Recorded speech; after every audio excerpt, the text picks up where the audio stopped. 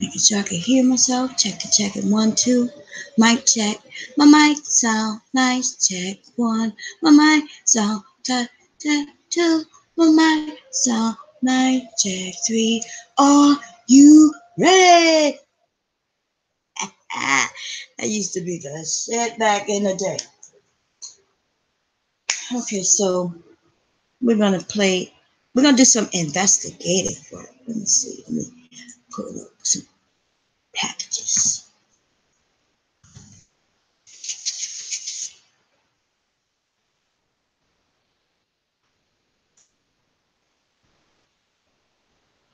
Mm, mm, mm, mm. Let's see if we can.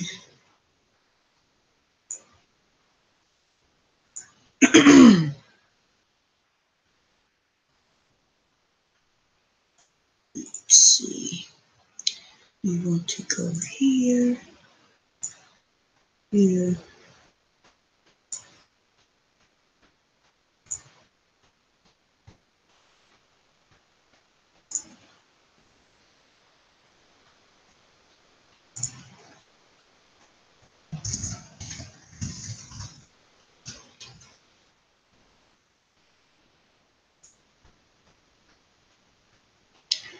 How is everybody doing today? Hey, we're going to be talking about the package scenario. We're going to talk about how there is a group of people who, as soon as the shit hit the fan on their side, they become the victims. They are the ones starting the shit, doxing people and things like that. And as soon as they are put on blast, where it becomes so serious that police officers have to get involved, they decide to start playing the victim. But this person here, she's been a victim since day one. I remember doing a live stream with this young lady, right? And for those of you who weren't there, it was a group of us, and we were having a great conversation. And one of the young men within the live stream offered this person a compliment by saying she had some beautiful lips. And she went off. She became the victim right off the bat. She was already playing the victim within that live stream, to where people start, as human beings, and a lot of us are good people, right? We know we have some people who are listening and partaking. They aren't good people, but most people are good people. I'm gonna just be honest. Most of us, even the ones who aren't thinking logically, they're still good people and wanting to be good people, right? So sometimes you can tell when someone, they need, they talk about themselves, they down themselves so badly, right? They're actually abusive to themselves, that some of us pick up on that and we may offer a compliment. So this person was in that live stream, and basically she was already beating up on herself, that so much that it becomes uncomfortable for others. And when it becomes uncomfortable for people, some people figure out, oh, let me just, let her know that she looks good. Now, we couldn't see what she had on. I don't even think, as a matter of fact, I'm not sure if she was live. I think it was just a photo, right? And I think what took place was, somebody offered her a compliment and it didn't go well. Okay. It didn't go well because this person, they beat up on themselves so much when someone offered them a compliment. They assume that the person is being condescending. Now, I don't know how you could take a compliment from somebody you don't really know and assume that they're trying to put you down. You have to have some way of thinking. And let me tell you, it happens a lot. It actually happens a lot with women, especially when another woman offered them a compliment. And it is because we beat up on ourselves so much. Anyway, let me get to where I can see what's going on if anybody's in here. But I think sometimes, there's some people they don't know anything other than that. Hi, Shrink. How you doing, girlfriend? So yes, we have people who literally beat up on themselves, and they don't know anything other than that. They don't know anything other than people putting them down. In fact, I remember this person telling us her story, and her story was something along the lines of she can't even walk outside without somebody being aggressive to her, and and giving her throwing insults at her. And I'm thinking, does that happen to people for real? Is that in her mental state? Like, is that something that she has that's going on inner in her inner being? Because even if I was the most unattractive person ever to exist, that doesn't mean when I walk outside, people are just throwing insults at me. People, that's not how life works. That doesn't happen. It can happen to someone who's nasty to others, though. See, if you're known in your area to be the aggressive, nasty person who will hurl insults at other in a short notice, then other people will handle you as such, and they will throw insults at you because they know that's what you like. You like doing that. You like throwing insults at others, and so people become used to actually just treating you the way you treat them. It happens. Anyway, this person, hi, Black Swan.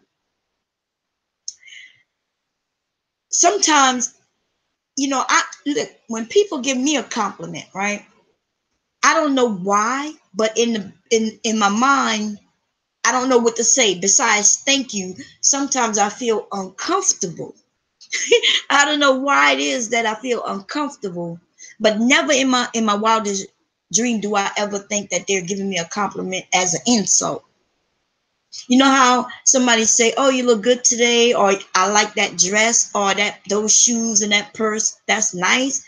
You say thank you, and in the back of your mind, in my mind, I look for something on them so I can offer a compliment back.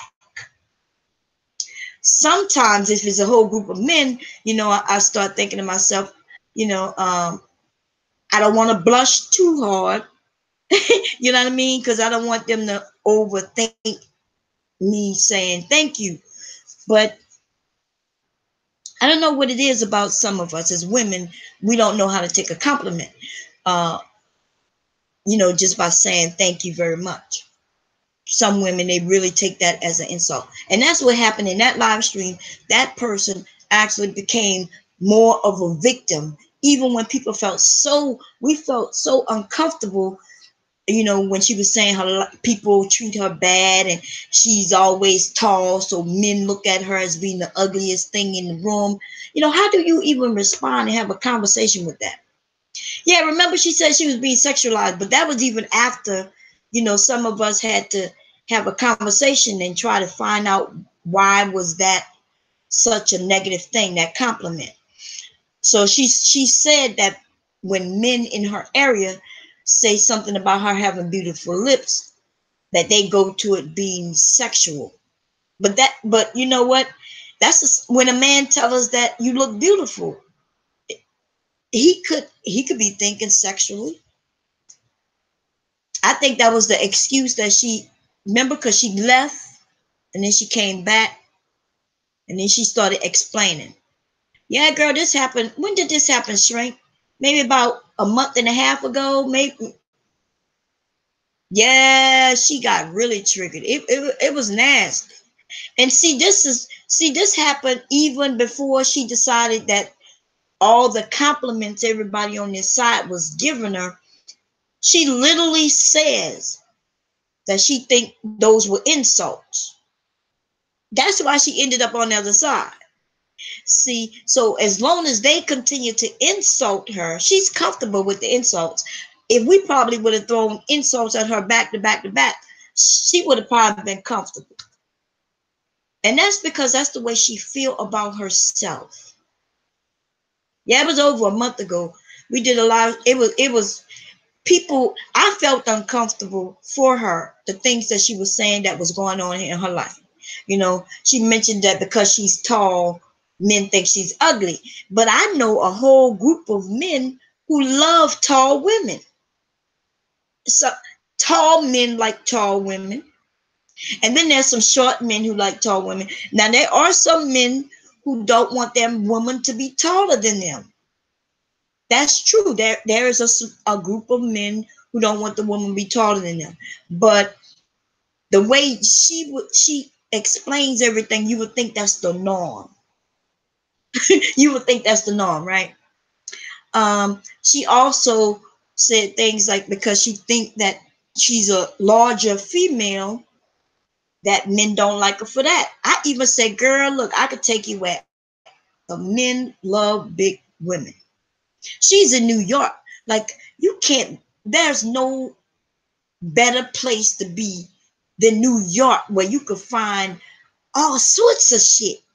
Like New York is so, oh my God, it's you can find the men who love big women, the men who just love all women, the men who love tall women, the men who love short women. Like New York is so diverse, it's ridiculous.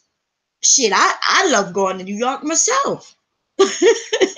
Okay, because they you can find a party on a Tuesday in New York.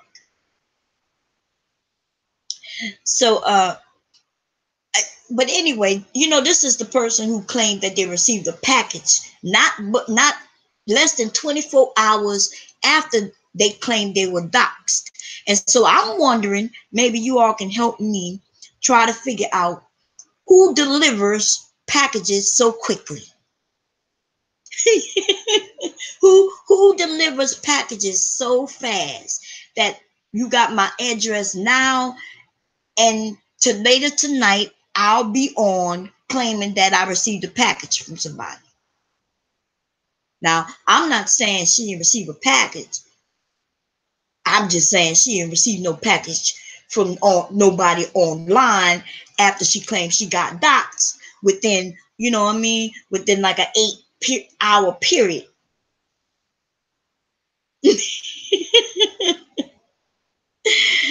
It's easier to believe the negative comments than the positive ones. I'm paraphrasing. Yeah, and it's true, Black Swan. Um, when you beat up on yourself, and it's mostly something within her or us. You see what I'm saying? Within us, because I admit sometimes I don't know what to say when people offer me a compliment. Especially when I was younger, like, but I never thought that that person was doing the opposite. um, I would look at them and see how can I return the compliment as well. And sometimes all you just take that compliment by saying thank you. And we have women who can't even do that. A man offer them a compliment and they don't know what to say because they assume that the man is trying to get in their underwear. A man opened the door for them to go into a store, and they damn near want to insult the man by not saying thank you, or they have something nasty to say to him because they think that he opened that door so he can have sex with her. Right, Black? So you know what I'm saying? So I'm not saying something that's not true, right? Because it's true. Compliments sometimes can make you feel, it never made me feel very uncomfortable. It just depends, right? It depends on what the person is saying. I don't like when I go into an area, and because I am known, like I'm literally have 1 million followers, right? I go into an area where I invited the women. I have women there and men there. It's a whole group. And then when I walk in, everybody's putting all, everybody's throwing the compliments at me. And it make me uncomfortable because there's women there also. And I don't want all the attention being placed on me. And that's why I'm one of those people. I offer compliments all the time. I see beauty in damn near everybody. You know what I mean? So I'm one of them people who I say thank you, and then I'll start introducing the males to the females. You know what I mean? Because I don't want the females to start thinking that although it is my event, like everybody showed up because it's a Bomb Cherries event, but it's not all about me. If it was all about me, I wouldn't have invited you know what I mean? So, but I understand where sometimes we get a compliment and we don't know what to say. But if you think when somebody's giving you a compliment and you assume that they are attacking you, that's an inner issue that you have with yourself. You see what I'm saying? That's what I'm talking about, Shrink. Right. You say thank you and keep it moving. I'm noticing the young ladies today, that's what they're doing. They're actually taking the compliments, especially young black females. Because I'm one of those women, like literally, I can see your aura around you. I was walking out of the store this weekend, and there was this thick black sister. She was so pretty. I could tell she was in her early 20s, right? And she had on this short set, confident walking. And me and my husband was walking towards her because she was going in the store. We was walking out of the store. And I was like, how you doing, beautiful? And she smiled and said, I'm doing well. And she kept moving. And she smiled. You know what I mean? Like, she smiled. I've offered women compliments and they look at me like I'm crazy. uh, you know, um, you obsess about the compliment in private. Yeah. I don't know why. I don't know. Like I'm saying that I think as females at some point, even myself when I was younger, you compliments can make you feel uncomfortable depending on what they're saying. But somebody's saying, like, telling me my eyes are beautiful. Okay. The truth of the matter is, I don't, because they're my eyes and I don't see them all the time. I never sit back and think, oh, when I walk in the room, people gonna notice my eyes and shit like that. You know what I mean? It used to be a time when people would say something about my eyes. I would think to myself, thank you. I didn't create them. It's not like I did something to earn them. And that's how in my mind, I wasn't accepting the compliment the way I should have been accepting it neither.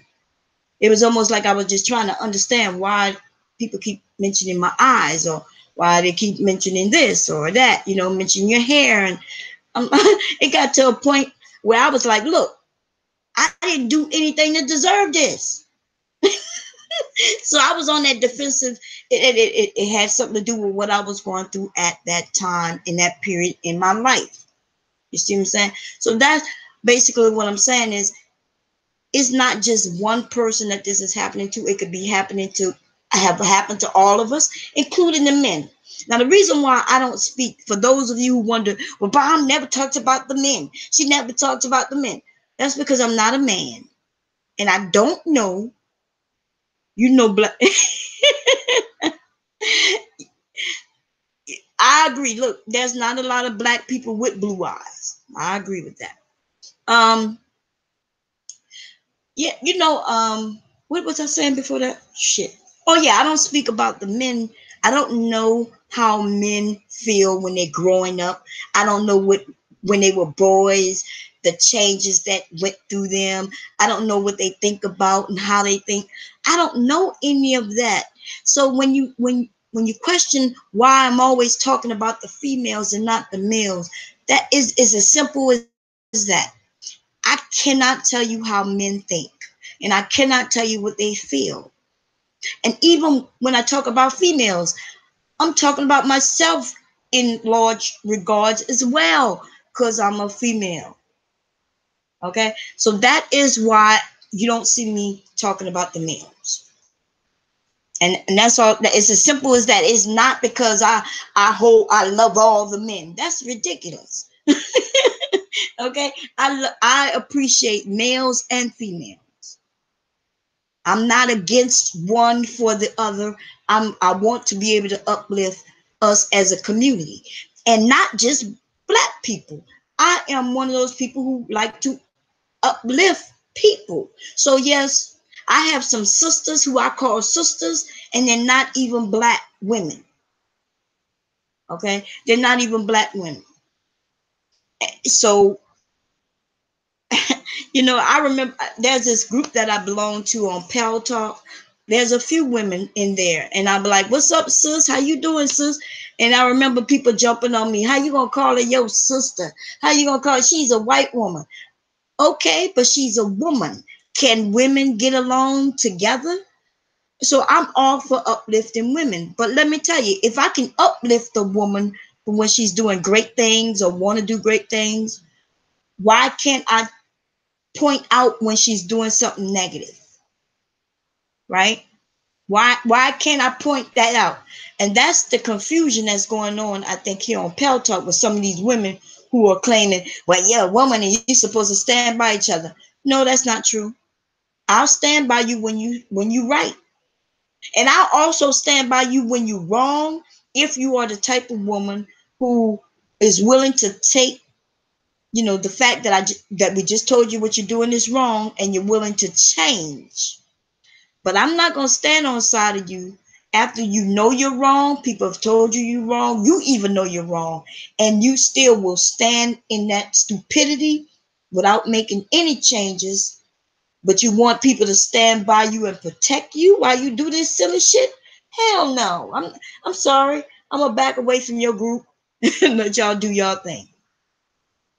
Let's see what Shrink say. Oh wait, okay, she already said.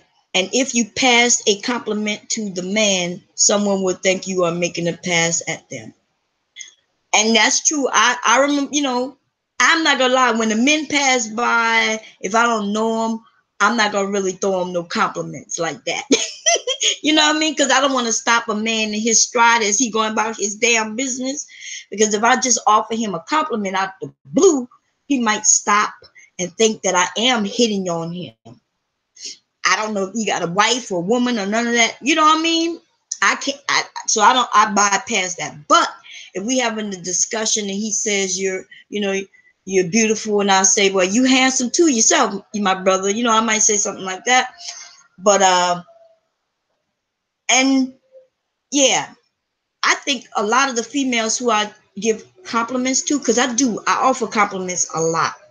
I could be in a Walmart, and the cashier, I could tell that she looked like she's pissed off or angry, or you know what I mean, she's not having a good day, and I might say something like, "Smile, beautiful. You know, why you looking so angry?" And she'll look at me and she'll actually smile and say, "I'm just having a tough day." Or "I'm pissed off," something like that. But I've gotten a smile, and hopefully sometimes just giving a compliment might change someone's outlook on the day. You know what I mean? Let's see what you said. Some hater will think you love all men if you give any compliment. That's true. Um, can I ask what was in the package? Yeah, I want to know what's in the package. I'm trying to figure out what was in the package. They just talk about they received the package. Now someone Shrink said you could get a package from Amazon Prime within like 8 hours. But do you now they assume they trying to make it seem like somebody hate them so much that they bought them a gift and had it sent to their address? Like that shit don't make no sense. Then it came from even then the return address was the zoo. The return address was the zoo. So apparently somebody they shipped it to the zoo and then the zoo forwarded to her. Ah man. Ah, man. Yeah, she never said what's in the package. She didn't say that she received the empty box. She didn't say that she never mentioned what was in the package. But apparently she was doxxed by somebody. And we all know who do all the doxing. We don't know exactly who's over there who did doxed her. I didn't even see it. So I don't even know whether that part is true or not, to be honest, right? So I'm not sure. But I do know that she was doxxed one day, and by the next evening, she had received a package.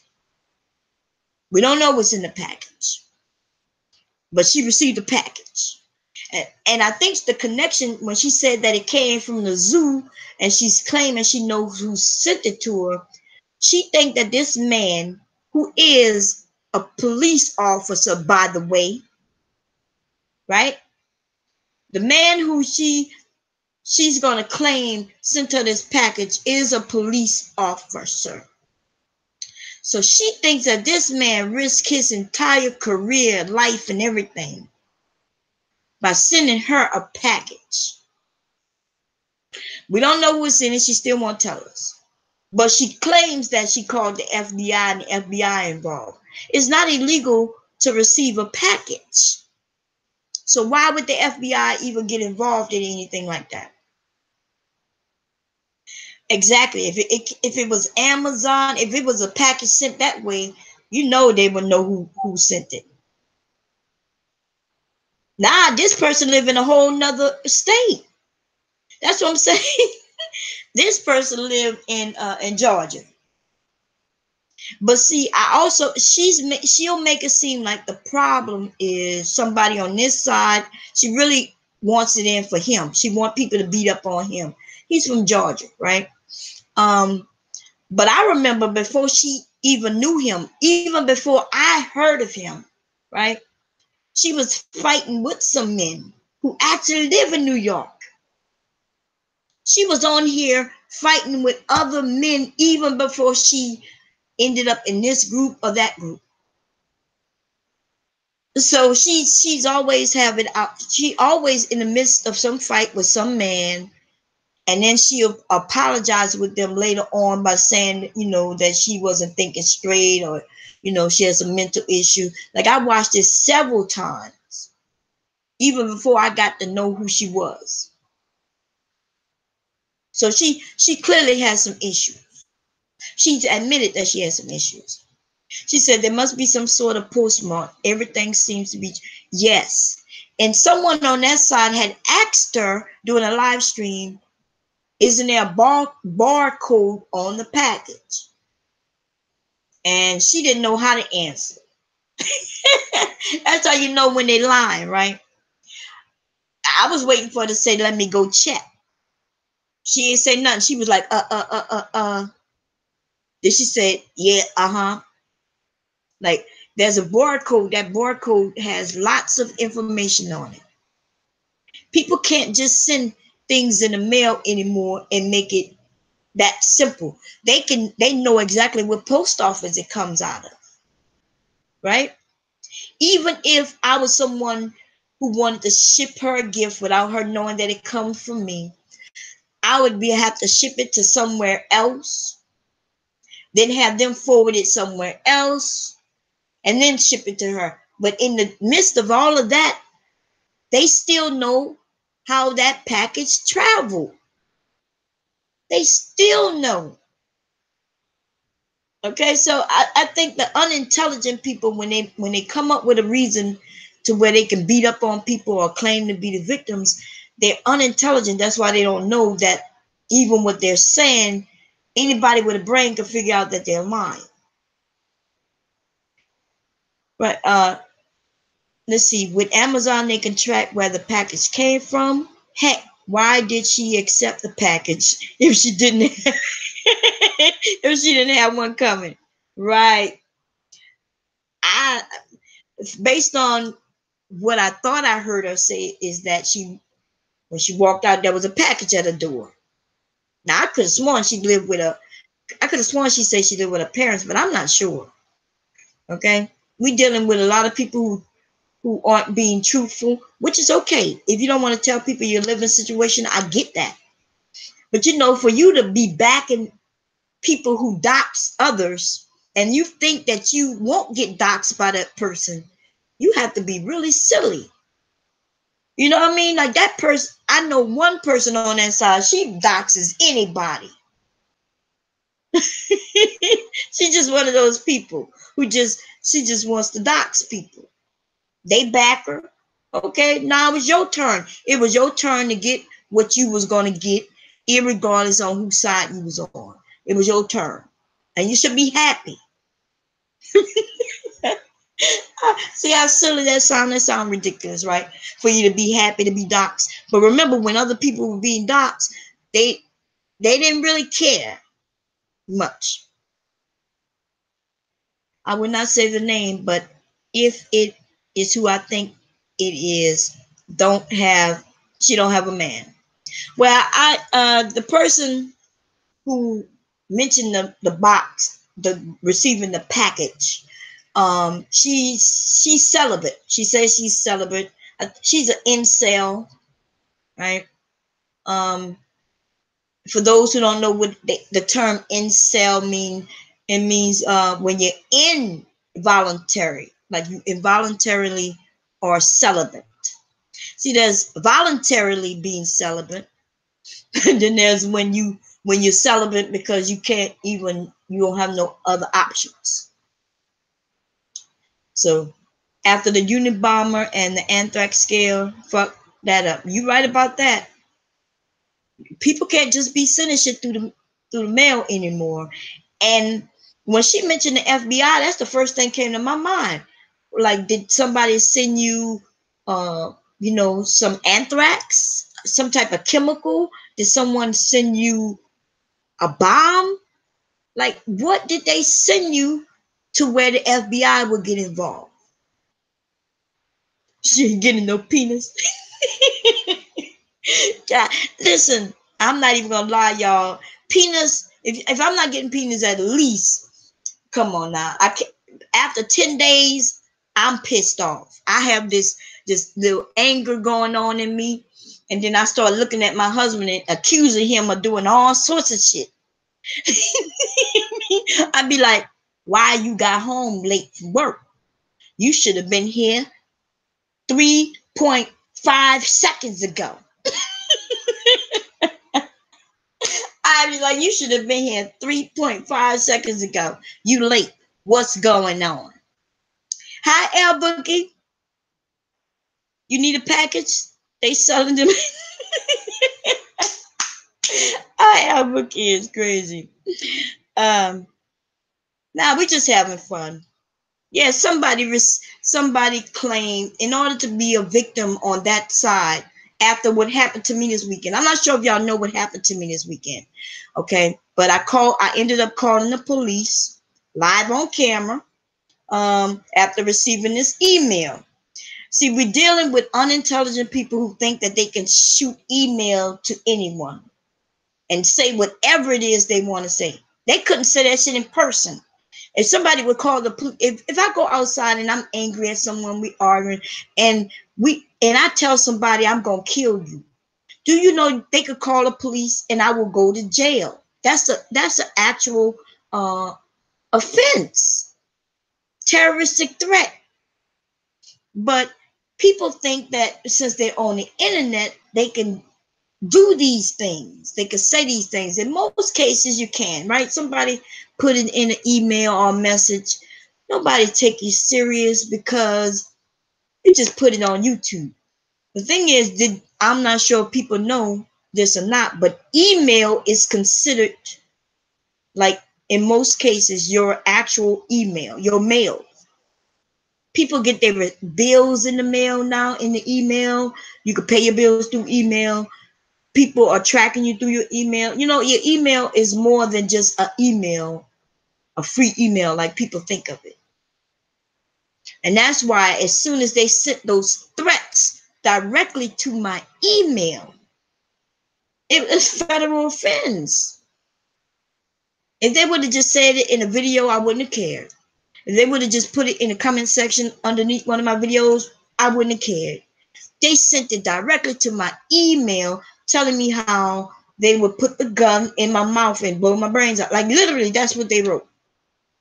And then when I did a little video clip, that's how I lost their account. I did a little clip because I know who did it. And see, when on that side, when they get fearful, they ask their people to come and report your videos. They get scared. They want you to get, but reporting my video is not going to stop, or even getting my account deleted. It's not going to stop what's going to happen. It's going to be traced to them. I know it's going to be traced to them because I traced it back to them. Okay. I traced it directly to they used their phone. They took a photo of the photo that I had up with their phone. How do I know they did that? Oh my God. They're not tech savvy. Anyway, so what I was talking about was this one particular person. She beats up on herself. The reason why she claimed that some of us, and she's only talking about two of us, which I don't get. You know, she's talking about more people, but they decided to settle on me and Danini. Me and Danini. Bomb Jerry Danini. Bomb Jerry Danini. Okay, I'm cool with that. I don't have a problem with that. But we were the people who were lifting her up. I backed away from her because as she beats up on herself, as I'm trying to lift her up, she decides to wail on herself, right? What the hell am I supposed to do? I'm getting hit. Why? I'm getting hit trying to help her up. Some people you got to just let go. You don't have to attack them. You don't have to beat up on them. You just got to let them, let them go and let them do their own thing. And that's how that happened. She says, and this is her own words, that I pissed her off because when she tried to reach out to me because of somebody else, she admits I reached back out to her. But what she wanted me to do, I don't know what she wanted me to do. What she wanted me to do to this man, like I have no clue. Because they make videos saying that people could do what they want. People have the right to say what they want. They say that when they want to insult people and talk about people. But when it refers to people talking about them, they don't like that. And then they want others people to stand up. And I don't know what you want me to do with that man. That's his opinions. He have a right to his opinion. I didn't agree with his opinion. He knew that. But still, who cared? It's like he knew I didn't agree with him. I never called her ugly or anything like that. She decided to call me all kinds of ugly and fat and all kinds of shit just this weekend. Yeah, she just, or should I say, was that Friday or Thursday? She decided to go off on me in somebody's text area. Anyway, they really try to insult. Yeah, I don't know if they trying to insult our intelligence or they just think that we're as stupid as they are. You know what I mean? Oh, is that what they want me to go off and block him? Oh, that's what they want me to do. Well, that's not going to happen. I haven't blocked anyone. No one. Sasa Ray could come in my area. You know what I'm saying? I've not blocked no one. So why would I block him? It's a free area where people could come and speak. I don't agree with everything everyone says. And I think that's the problem with that side. I think they think that because the people are in the chat with you, they think that you must agree with what they're saying. Even when they hear you say, well, no, I don't agree with that. It don't matter to them. Actually, that's what I heard, old girl, the one who sent me that email, EA, that's what y'all call it for short, EA. EA has actually tried to say that because you in a hangout with someone or you allow people to say what they want to say in your comment section, that means you agree with them. And that's not true. That's ridiculous. They come in the area trolling. I don't delete them. So I don't understand. They really try. And then they like making up these names and they come under the videos and try to, I don't even I don't even understand with these trolls. I would not make up a name just to go in people areas and assault them. Why would you do that? I mean, why not just go under the name you have? Hi, Samuel. How you doing? We already know. Listen, old girl has like 100 troll names. We got that Penny person. She got about 100 troll names. You can't even keep up with deleting troll names. And I figure if they have the time to make the names, then make the name.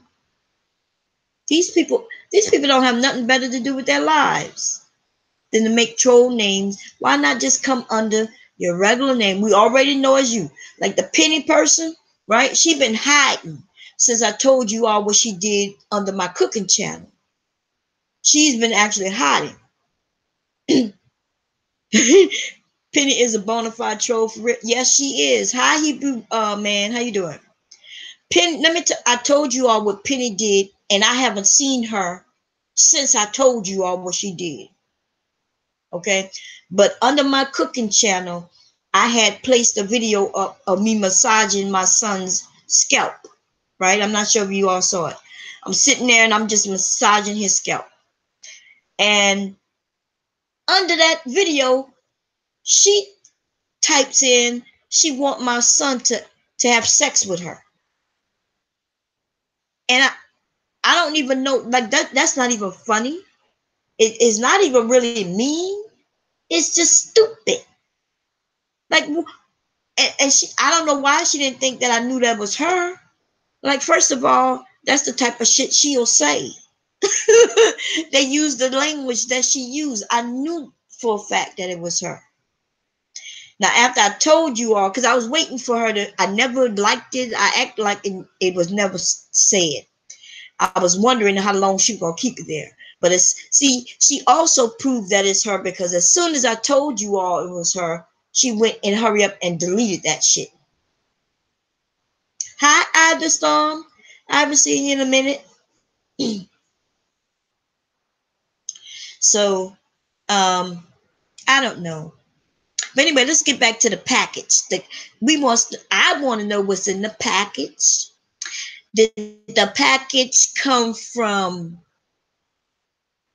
Let's go through the items that could be in the package. I mean, there's all sorts of things. How big was the package?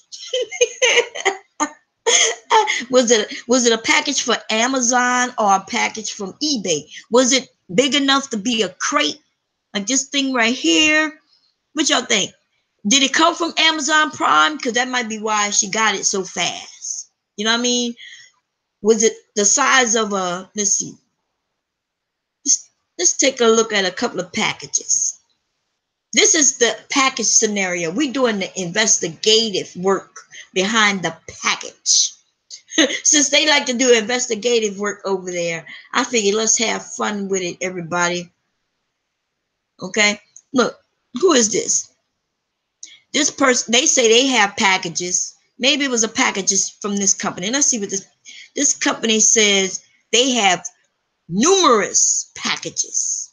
And you could just have one of your choice. They even have a little box here with the Facebook emblem, Twitter. I'm not sure what the rest of these are. But did her package come from Facebook? Was it a YouTube package? This says Jazz packages. These are the kind of questions I want. So was it a small package? A big package? Did it come from around the world? Did it come from Africa? She says that it was stamped from the zoo. Okay. Let's see what they said under creative packages. These are some of the things that might have been in the package. Okay. What the hell is this? Girl, was it some pasta? Did some pasta come in that package? Some cookies? Look, I see some cookies here. You think there was some sugar cookies? Let's see what else. What do y'all think was in that goddamn package? Now remember, it came from the zoo. So let's go see what could have come from the zoo. That's what we need to do. Let's see what kind of zoo packages out there. Let's put the zoo in. Let's. Oh. Do y'all think they ended up getting an actual baboon or monkey? Do you think this was delivered to her home in that package? No, because remember, she's trying to assume that the guy who sent her that package, because it was from the zoo, she's trying to insinuate that he sent her the package. Okay, let's see what else could have been in that package. What the hell is this? What is this? This is some shit called, I'm not sure what this is, but it's kind of ugly and cute at the same time. Look like a cross between a monkey and a koala bear. I think a monkey had sex with a koala bear, and and this is what was created. Now, could this have been in her package? Oh, here go the Bronx Zoo. This is a map of the Bronx Zoo. Look, she says it came from the Bronx Zoo. So let's see what happened. Okay. Oh, the Bronx Zoo have some sales going on. Let's see what's going on. Man, I try to tell you, sometimes you just gotta have fun with the shit that these people say, right? Let's close this up. Let's see what else. It could have been a business package, because she's one of those highly intelligent business folk. Nah, there ain't shit here. Anyway, let me see what you all are saying. Let me unshare this real quick. Close that up. Okay. Let's see what's going on. So what do y'all think could have been in that damn package?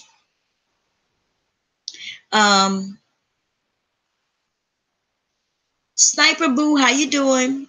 She had held up a Kong DVD.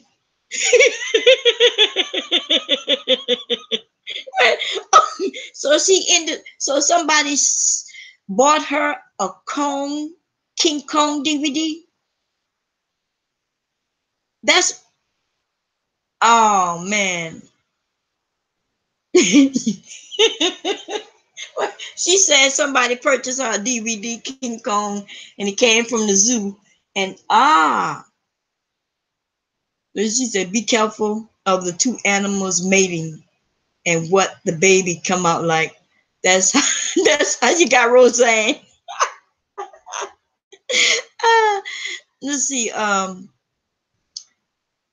That's crazy. Hebrew man said that possibly some bananas. So y'all think it could have been bananas in that damn package? Let's see, Bomb, you're right. Let's see, yes, you're right. I'm giving up going after Brooklyn P Corner. I tried to fight the good fight for our squad, but they were trying to flag me away. Oh yeah, that's what they do. They flag. Sometimes you got to be clever on how you do things. See, they try to flag every video I put up.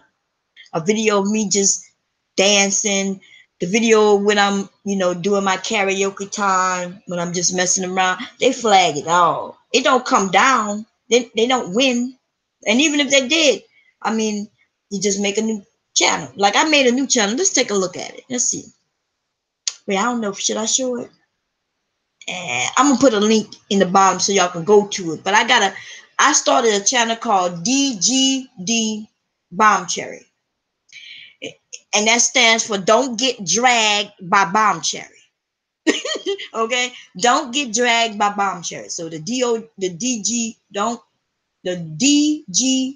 means for don't get dragged, and then Bomb Cherry, and that's gonna be my area where I put some videos, and I don't care if that channel get deleted. I don't care if this channel get deleted. I'll just make another one. Like this is what they do anyway. Oh yeah, they do. I understand what you're saying. Yeah, they will get your shit shut down. And I don't know, like, should we be playing fire with fire? Because see, I don't have the time. I don't even feel like I should be reporting someone who made a video about me if I make one about them. I made one about them because they made one about me. I figured just deal with it. But they don't care. I don't get. Oh, it's DGD Bomb Cherry. I think it's DGD dot Bomb Cherry, something like that, or DGD by Bomb Cherry, because I had to name it something once I got here. So, but it's don't get dragged. That's what the DGD stands for. Don't get dragged by Bomb Cherry. And I don't think they're not prepared for the shit that I could create, right? Because I haven't even opened up my desktop, set up my desktop with where the powerful desktop where I can create videos and shit. Like usually I'm just sitting behind my iPad and I'll say something. They want to get creative, I can get really creative. Right? They're not that creative, so it's never been a reason for me to actually put up the big guns against them. We got one woman who called black men apes, even though she has a son who's most definitely black. We have one female, I just gave up on her. I don't even care about her anymore, right? Her whole life is what we talk about because she's the definition of trifling. It's not like I sit here and think about that person by her name, but every time I think about, having a baby when you can't afford to have a baby, I think of her. You talk about how you gonna have a baby when you're in certain situations. It's not that I'm thinking of her, but it boils down to her life. Okay, so it seems like I can't even say anything. What's up, Gaelic? Lord Gaelic, the one who supposedly have sent the package, just entered the area. Lord Gaelic, did you move to the Bronx Zoo, baby, and send this girl a package? Lord Gaelic, did you waste some money by sending this girl a package? Come, I think you need to come in the area and tell us about this package that you sent. Let's see, but stop smoking, stop drinking, and supporting a bunch of women who don't like him because he's a black man. He's supporting idiocy. I think that's why he deleted his channel. Did he put it back up? Yeah, like we gotta understand something, right? None of us know each other, and most of us came together behind a cause, or whether you just agree with somebody and not agree with someone else. It doesn't matter, right? It doesn't matter if you agree with me in part, in whole, or you don't agree with me at all. It really doesn't matter.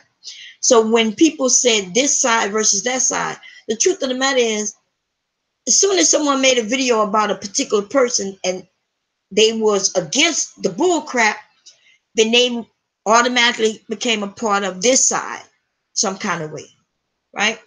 So that's how all of us know each other. We really don't know each other. So he was one of those people who decided to hop on board to make a video about her. And we all ran over, listened to what he had to say, and we hit the like button. But see, we don't really know this man because we don't know each other. So he decides to switch things up. You're looking for views. I get it. You switch things up, and now you're against the other group. You're against the other group. But you still have up the videos where he was the one who was doing a lot of the reporting of videos. Like he actually was telling people he was the one. Like, I don't have time to do the shit he told people to do. He was like, look, you go into he told us that he was going through all of Sasha Ray's videos, every single one of them. And he would go through, as soon as she said something, he would stop it. He would make sure the time frame was there, where if she said the N word, he would make sure it was there.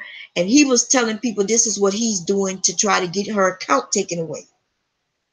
See, I never thought about making videos so I can get somebody's account taken away. It wasn't that serious.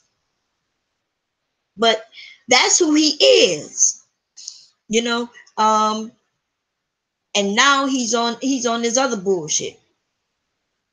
It is what it is. He's over there in a whole nother country, And maybe he sent the package. It was in his area. Why is it that this girl got doxxed in his area? Y'all ever thought about that? Because nobody came into my area putting her address in my area. Nobody put it in nobody else's area as far as I know.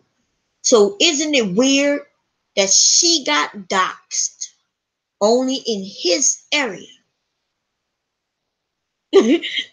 So I find that to be a little suspect. At first, I thought they were saying that he's the one who doxed her. I thought they were saying that he's the one who sent her a package. That's what I thought they were saying. EA be sitting in podcasts calling black men apes and stop that. And he be laughing. I don't understand how you could do it. But it is what it is, right? He said that's the bitch in him. What can I say? For those who don't know, you know what I mean? Like I understand, they give their narrative to their story. Like, old girl, she'll have women not liking Lord Gaylor. Lord Gaylor, he has a strong personality. He's a man, right? He has his beliefs. He's a man. And even if he and I disagree, we respect each other. You know, he'll sit there and say, "Mama, I don't see no beauty in that bitch." And ain't nothing I can do. What I'm supposed to be placing some magical glasses on his eyes so he can see something he don't see. He don't see it. It doesn't mean I agree with him. I actually disagree with him, you know, to an extent, but so what? He has a right to his opinion. But based on them, they'll claim that he did something. Yeah, he did it. He's doing it. He did it because she started with that man. He was attacking her for a long time. Okay. Hi, Rita's daughter. How you doing? Okay, so I know there's a lot of new people who come about. They don't know what's going on. And if you listen to Lord Gaelic, you got like sometimes you listen to me. Like I use the word, certain words I use certain cuss words, but I don't mean them in a negative way. Right? When I say, damn, they acting like a bitch, right? These bitches. I don't be meaning it in a negative way. I call myself, I'd be like, yep, I'm in a bitchy mood today. I'm acting like a bitch. You know, shit like that. I don't mean it in a nasty way where I'm coming at you, all you stupid fucking bitch, this and that and that and that and the third. I don't do that. But they'll claim that I've done that. Okay? Now they're over there calling people all types of names. I've heard them use words tramps and whores, right? And even when they call me a tramp and a whore, it's doing the same things that they have done.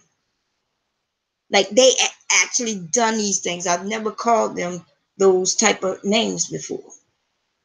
And I don't care when they call me those names neither. Like it doesn't really bother me. But they are the ones who report videos. But Brooklyn P. Corner is blaming Denise. Of course, she's actually said it. She said that it's my fault or Denise's fault. Let's see. I'm sorry, Bomb Cherry, but most men with common sense will not think that Brooklyn P. Corner is attractive. Well, she really is ugly, but I understand that you have a good heart and you want to be polite. And also, you got to understand, Hebrew man, I'm a woman who's not attractive to women. So, therefore, I'm not even looking for the things that you men might be looking for. You know what I mean? I'm not looking at a woman to be my mate, to be perfect for me in every way. You see what I'm saying? So, therefore, when I say that a person is not ugly, it, you know what I mean? Usually, I mean, to me, when I'm looking at him, I don't see an ugly person. And I guess he's my, and you know what I mean? So that's how I view people, especially women. I view women. I'm not thinking of them as them being attractive to where I would be attracted to them, because I'm not attracted to women. That's it. Shit, I be telling the brothers, I be like, damn, you know, you're a handsome brother. That doesn't mean that I'm attracted to him neither. I'm giving him a compliment. That's it. But I understand what y'all saying. But yeah, I try. I'm not here to try to down anyone and put people down. You know, but let's be fair. When you come after me, I'm a human being. I figure shit. I want to play too. I'm gonna be 100. Oh, you do an insult at me? You insulted me right now? Okay. So I'm gonna play. I'm gonna put on that outfit so we could play. We could go back and forth with the insults, which y'all see me do. And listen, I don't take no prisoners. See, if I was really insulting her, which I kind of did with that video I made. If y'all didn't see that video I did of old girl, I, you know what I mean? Somebody just said she reminded them of Biggie, but I made a video putting her up against Biz Markie. And that shit is funny as hell. I did not post it on YouTube because I knew goddamn well I was gonna get in trouble for that video. Okay, they was gonna claim harassment and bullying. But I mean, I could show it to y'all now. Then I had to take this video down unless they let me block that shit out. I couldn't block it out of that last video. If I can't block it out, then I'm gonna have to take the whole video down. That's the whole reason why I said nothing when she took shots at me. Right.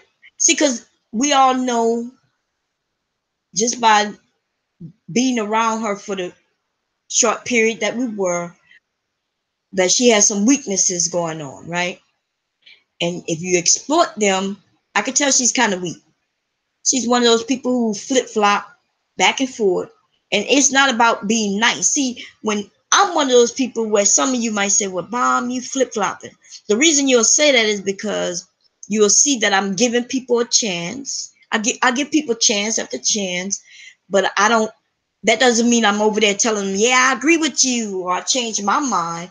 It's just that I will give people chances.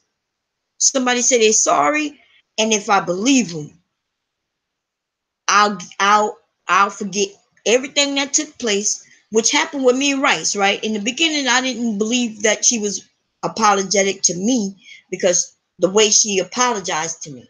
But once I decided to accept that, I haven't had a problem with her since. And although her and Danini are going back and forth, I'm not going back and forth with her. You see what I'm saying? But y'all remember that Bomb Cherry versus Rice thing going on? I don't play. I start making videos and pictures of shit. Okay, we're not gonna be sitting here and talking. I'm going, if I decide that you taking this a little too far, then I'll stop you. You're not gonna. I'll stop you. She was arrested and has a criminal record, and she talks shit about other people. She has multiple kids by multiple men, and she thinks she's a princess.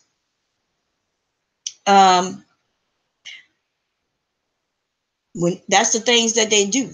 And Angela in the beginning, she was kind of cool. Then all of a sudden, she kind of, it's like they wanted their spotlight. They wanted to get from underneath their leader for a moment. And they saw that shit was working for them.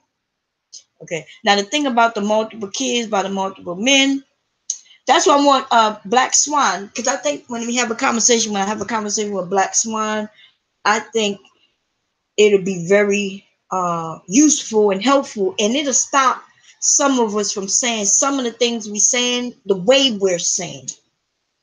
Because it's easy to say, look, you women out there with multiple children by multiple baby daddies, it sounds like we're insulting them for their choices, when for me, I'm just pointing out that that's something that happened. But we need some women. Huh? No, did you get my message in the you typed me a message in one of my videos? I typed back to you asking, I think that it'd be I think it'd be a great video if we could sit down and have a hangout chat, and so you can express yourself the way you did last night. Because I'm not sure if you noticed, but I noticed that even the men, right? And what his name? Damn, who was doing the most talking? Who was talking about his family, right? I noticed that even once once we could put a face to the action, right? Like when you came in and you said, "Look, I have multiple children by multiple baby daddies," right? And you say, "I was young and I did that. And now I'm feeling some sort of way because I'm still getting punished for my past." That'll give people, I think, it when you said that, when you actually said that, I was thinking to myself, you know, maybe I need to reword when I mentioned that women having multiple babies by multiple men. Maybe I need to word it differently, because I need to, how should I say it? I don't want anybody to feel like when I say that I'm beating up on them. You know what I mean? That's not what I want. I don't want nobody, like, I don't want you, the way you was telling us you was feeling yesterday and how you've been feeling lately about that, it made me feel bad. It made me feel like, I don't know. I just felt bad. It made me rethink some of the things. I was thinking, well, maybe in any of my videos, did I really attack the woman because she made these decisions? Because what I'm trying to do is say, I know that there are women out there who have multiple babies by multiple baby daddies. You know what I mean? And I want them to be able to make the change with their children. And sometimes by the time they learn, it's even too late for their children, but it's never too late because you have grandkids. You can even have a conversation with with the with the kids that you have, people can have, and say, look, I don't want this for you. Because I'm gonna be honest, okay? Oh, you coming down to hang out? Okay. Yeah, listen, I'm gonna be honest. If we would all be honest, our children usually follow our footsteps. Yeah, I really felt her passion. I really, like, I was, and when she said um she feels like she's still being punished today, even though you've changed your entire life. You've changed your life. You know what I mean? You've taken care of your children, like, as you should. Yeah, see, so let me put it in, because I'm really, I don't know. Let me see. Let me put the hangout. 'Cause I think it's, well, I don't want to do the conversation during this hangout because I've already started with the drama. I don't want to put the serious conversation within the drama field video. But let me just say that I think it's important, Black Swan, for you when you express yourself. I think that was important, and also you have a lot that you can be sharing with young women also, right? Because other women who might not have the children yet, who will hear you say, look, this is what I did, and this is what I'm feeling because of that. To where people, you have a lot that you could be sharing these young ladies as well. You know what I mean? So, anyway, let me put the link in the room. El Boogie say it comes across condescending.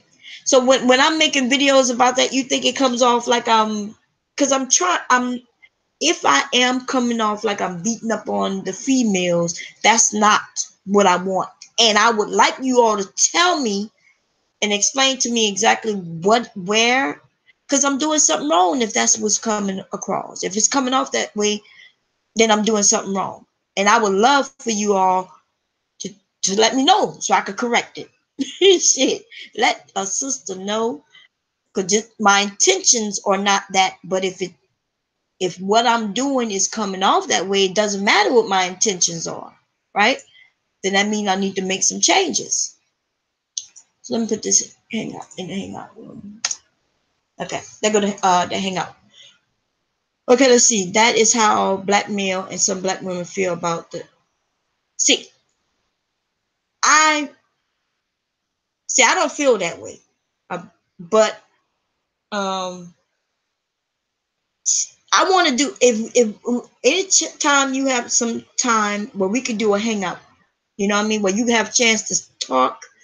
Let's do a hangout with just women. We're not gonna allow any men in the hangout itself, and we're gonna have an honest conversation. You see, you know what I mean? Maybe we can even get some of the younger women involved as well. Hi STL, how you doing? Let's see. It just feel awkward as hell to get in a relationship with a woman that has children by different men already. I can see having one kid by one man, but multiple kids by multiple men is ridiculous. So for you men, right? I like to have a conversation with you as well, like a real one, not the internet type of conversation. I'm talking about so you can, because I don't know anything about that. You know, I've never been with a woman anyway, let alone a woman with children. And so I would like, sorry about that. My mouth is getting dry. Hold on. Wow. They gonna be who they are. Who gonna be who they are? Oh no, I know not me. I know what you're saying. No, I know what you're saying. But I just want to when I'm doing I really am trying to send a message. I want to send a message that's kind of truthful, but I don't want to be as rough as like Tommy Sotomayor. Uh, there's a lot of truth in the things that Tommy says, but the way he says it could be kind of harsh. Sometimes the truth hurts, though, right? Sometimes the truth is hurtful, especially you when you feel like somebody's beating up on you. But that's why I want to have a conversation. I want to call it like woman to woman, right? Where we need to understand that we want to be honest with each other. Cause me holding a young female's hand and saying it's okay, baby, that you're doing what you're doing, isn't that just as harmful, if not worse, than me saying you need to stop doing this? You know what I mean? Like I think telling her it's okay. We want to be honest with each other. Cause somebody came in. Let's see who that is. How you doing, girlfriend? I'm doing okay. How are you all? How are I'm you? I'm Hi, doing chat. Um, I was I was trying to type out a response to your question, and it yeah, I am not the best typist. It would have came out terrible, but I appreciate that. You want to have the woman to woman discussion, and yeah, I don't have a problem with telling my story. Um, Back to how people word or describe they it won't matter. It won't matter how you put it. You could say single unwed mothers, you could say single mothers, and sadly, the women who are widows, all their kids are by one man, but they are single because they are widows, lumped into that group. Um, they, it's always going to be it's always going to be have a negative plight. No one's going to look at that woman after she is awakened and realized that, yeah, she made a mistake. She may have made two, three, four, five mistakes before she woke up and realized, okay, yeah, this ain't working. And I got to look at myself. I'm choosing the wrong men. I am making the poor choices. And I've got to live with what I got to do and, raise my kids. And if the man is paying child support, great. If he's not, you know, take it with whatever and do the best you can with what you got. They're not going to look at that. They group all single mothers in the same bed, and then once they meet them and realize, oh, a man meets one, oh, well, she's a widow, she's okay. But the other ones, because they were in long-term relationships, or hit it and quit it, or one night stands, and oops, whatever. Yeah, those the hookers, those the whores, those the piece of trash, and that's where it messes with the woman's self-esteem. I listened to the playback last night. I completely understood what was the premise behind Jack's wanting to, protect his son. And I had to sit back and think about it. I've done that too with my oldest daughter. But it took a while for me to step back because the more I kept saying, he's not right for you, he's not right for you, um, because this man was verbally abusive. It started off as a quip, or small quip or insult or shade, and then it got worse. And when she got pregnant, it got to a shove, to a yank, to a snatch. And I said, you need to get out of that because from that he's going to start hitting on you. And as soon as she had that baby, that's what he did. And can't tell you how many times we caught his ass in the yard and beat the shit out of him for putting his hands on her. But it wasn't going to stop anything until she did. And when she realized, um, yeah, you ain't right for me and you ain't right for our son, she left him alone. He went on off and did what he had to do, and she found somebody who loves her and her son, and they are married, and they have two sons of their own. And if you asked him, how many children do you have? He says, I have three. And if you didn't know, you would never tell the difference because they all look alike.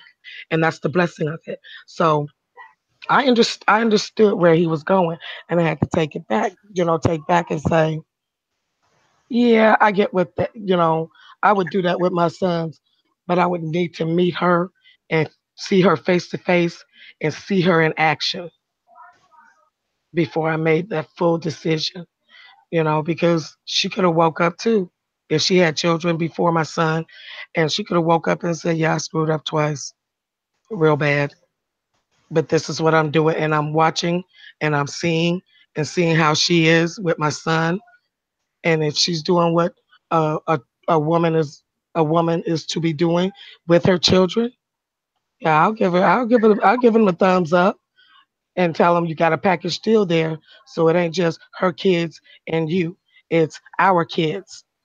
Right, So right, that's where I had to sit back and take a deep breath, and I was so happy that phone call happened because I was I was like, oh, I didn't want to just abruptly drop off like angry, which I wasn't. I was so frustrated because I kept hearing beneath us, beneath us, beneath right. us. And that's what was catching me because that's what most black men and women, some women, think we are beneath them because we had children the unconventional way, untraditional way, if that's a word. Right. But That we're bad people, huh? do you think it's like that in the real world? I'm not talking about on the internet. Yes, and I'm gonna tell you why. My sons, my the daughter that I lost at 9 days, and my two sons are with my ex, their father. We all went to the same church. Pastor is his brother-in-law, and the pastor had a pet peeve about single mothers. That's why I heard the more kids you have, the less marketable you are. No man's gonna take you seriously. You're good to sleep with, but they'll never marry you. Heard that in the pulpit. Okay. Mm, And when it came down to, my children, he treated my children just like the rest of the kids. That's your nephew. That is your wife's nephew. And he told me, well, their father didn't say that was his. I said, "Are you kidding me?" And he said, I said, "He signed the birth certificate." He said, "You said he signed the birth certificate." I said, "Okay, I'm going to stop right here and I'm going to pull back." And I said, "That's fine." I said, as long as I'm breathing right now, my boys will only know you as Pastor such and such, and your wife as First Lady such and such. You could croak today, and that's the only way they'll know you. They will never know you as their uncle, and they will never know your wife as their auntie. That's her blood. That's her blood. But they'll never know it. And I said something to my ex about that. And, he went to ask, "Can I take the kids to Louisiana?" I said, "The hell you will." And he said, "Why?" I said, "Why would you want to take your kids to someplace that they don't even accept them?" Right. So, yeah. Oh, yeah. Southern folk are really bad about it. Yes. He's in Louisiana. He's a pastor of a mega church in Baton Rouge. And so, yeah, yeah, make no mistake. Oh yeah, that is for real, and men see that, and I can understand the stepfather thing where you got to contend with not only the mama. You can't discipline the kid because the mama goes, "What you doing? You ain't his daddy." Okay, hold on. That's where we have a problem with our women leading, letting the man lead. Now you know that man. If you know that man is not going to beat your child or do anything wrong to your child or anything, negative to that child, except build him up and build him to be a man Hmm. or a young lady, sit back, shut up, and let him lead. Right. We've been doing it for so long, we don't know how to step back and let a man lead. And And but some of the women are choosing men who, you know what I mean? Like, if she won't let him discipline the children, it's something she know about him, to where she think that he can't. no, no, I won't say that. If she knows there's something wrong and she don't want to let him discipline the children, why are you with that man? For dick. Well, you can get ding ding anywhere. Okay, you can do him. You ain't gotta be with him, Right. you know. But if he's a good man and he's nothing but a good man and he's trying to teach your son or daughter uh how to be a proper child, and I shouldn't sound that doesn't sound right, but that's the best word I have right now. But to discipline and say, okay, this is not what you do. Okay, this is not proper. You're better than that. Um, you don't cuss your mama out. You don't swing on your mama. You don't do this, that, and the other. If she can't let him do that, she gonna have a word of hurt when they become older teenagers because they're gonna be whooping her ass, and there ain't nothing that he can do about it. By that time, he'll probably figured it out and said, "I'm out, deuces." Okay, Right. mo- women, and I won't say myself because I am waiting for that good man to come by. So yeah, you want to lead, here you go. Provide and protect, honey. I got the second paycheck. Yeah, I got the paycheck for the vacations, baby. Okay, you go ahead and handle everything else, but I'm going to make sure that he has a good relationship with my sons Right. because that's going to be one of the focus. Now, if he don't want to be around my kids, have anything to do with my kids, okay, yeah, we're good. We're Gucci. I'm gonna move on. Life is not gonna be. It's not the end all be all. I mean, I may just wait until they're both grown, then I can travel. Then I don't have to worry about that. You know, I don't Right. know, but that's one of the things with the stepfather thing. Some women have been doing it for so long, or they saw their mama do it, or their grandmama do it, and or both, and they don't know how to relinquish that part to the man. to the good man. We ain't saying just crazy, just any man. He's got to be a good man. He is providing, he is protecting, he is treating you and the children with the utmost respect and love and nurturing. Yeah. Who wouldn't want that? Who I wouldn't want agree. that? But you got some who want to control. They want to control everything and him. And that doesn't work. Right. So, And like El Buggy just said, some of the young women don't have a father figure, or the one that they had wasn't a good man.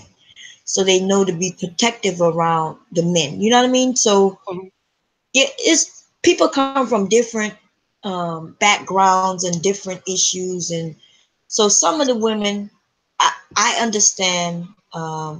They might choose a mate, but that mate is just there for sex, and so mhm. they feel like he's not appropriate to be disciplining children. Then separate the sex from the children. Don't bring him home. Hey, baby, Exactly. you want to get it on? You want to do something? You want to? Let's get a room. And if he tripping about the room, let's split a room. Okay. If the room too expensive, we got Booking.com that bring a room down to $58.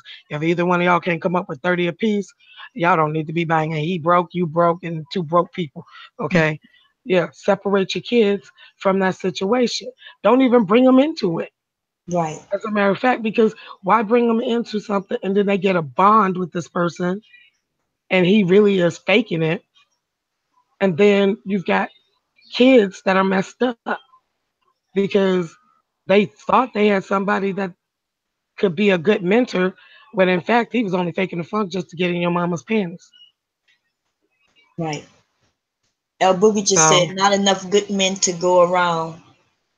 So yeah, mhm, I understand what you're saying though.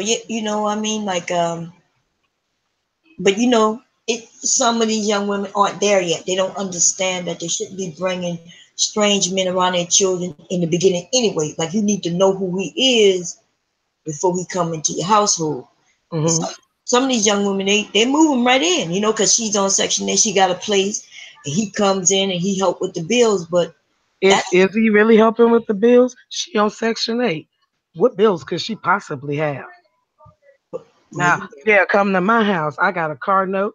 I got an $1,800 rent payment and some utilities. Yeah, and if you coming in, I'm letting you provide and protect. You get what I'm saying? right, When you got some of these young ladies that are on Section 8 and they getting the food stamps and they getting all the benefits, and they got some fool that come up in there, what is he truly doing? Now, if they were together and they're building, then get off Section 8. right. Even if you're still on Section 8, at least start building. You know what I mean? Building to where when you do get off, um, and make Yeah, you sure got the children taken care of. But they really are a lot of women. They having these babies, but they not really taking care of them. some of them taking, there's some of them having them just like Jack has said for a check, Right, and they picking them. And in his case, she hit the gold mine because she knew he was gonna take care of his. Okay, now you got some of them that they can't even the baby daddy can't even take care of himself, let alone her and a baby. So what do? They go to the system and they live off the system.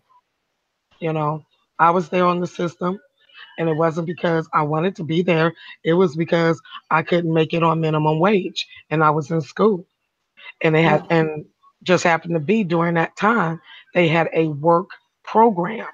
You go to school, you got 2 years to get it done. You got to keep your grades above a C average. You keep all your benefits. And once you graduate, you go and find a job, then you will slowly be removed off the system.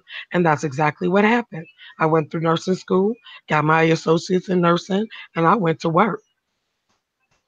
right, So, you know, yeah, some people say, oh, well, they are sitting on welfare and they're not doing anything. I used the system for what it was for, the hand up, the help right, out, not to live on or hand out.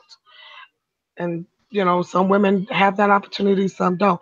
But when the opportunity is there, Some of them screw it up for everybody else. So where I'm at now, they can't even go to school. They have to work at least 20 hours. And not 20 hours, they get the child care and all of that for them to go to work.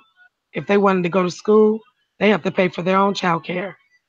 So Right, basically, the system has locked these poor women who really want to do something, who get their mind right, but they can't right. unless Yeah, they they go made some broke. changes.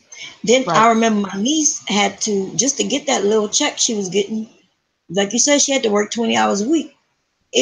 She could have went to McDonald's and she would have made more money than that welfare check, working 20 hours, Exactly.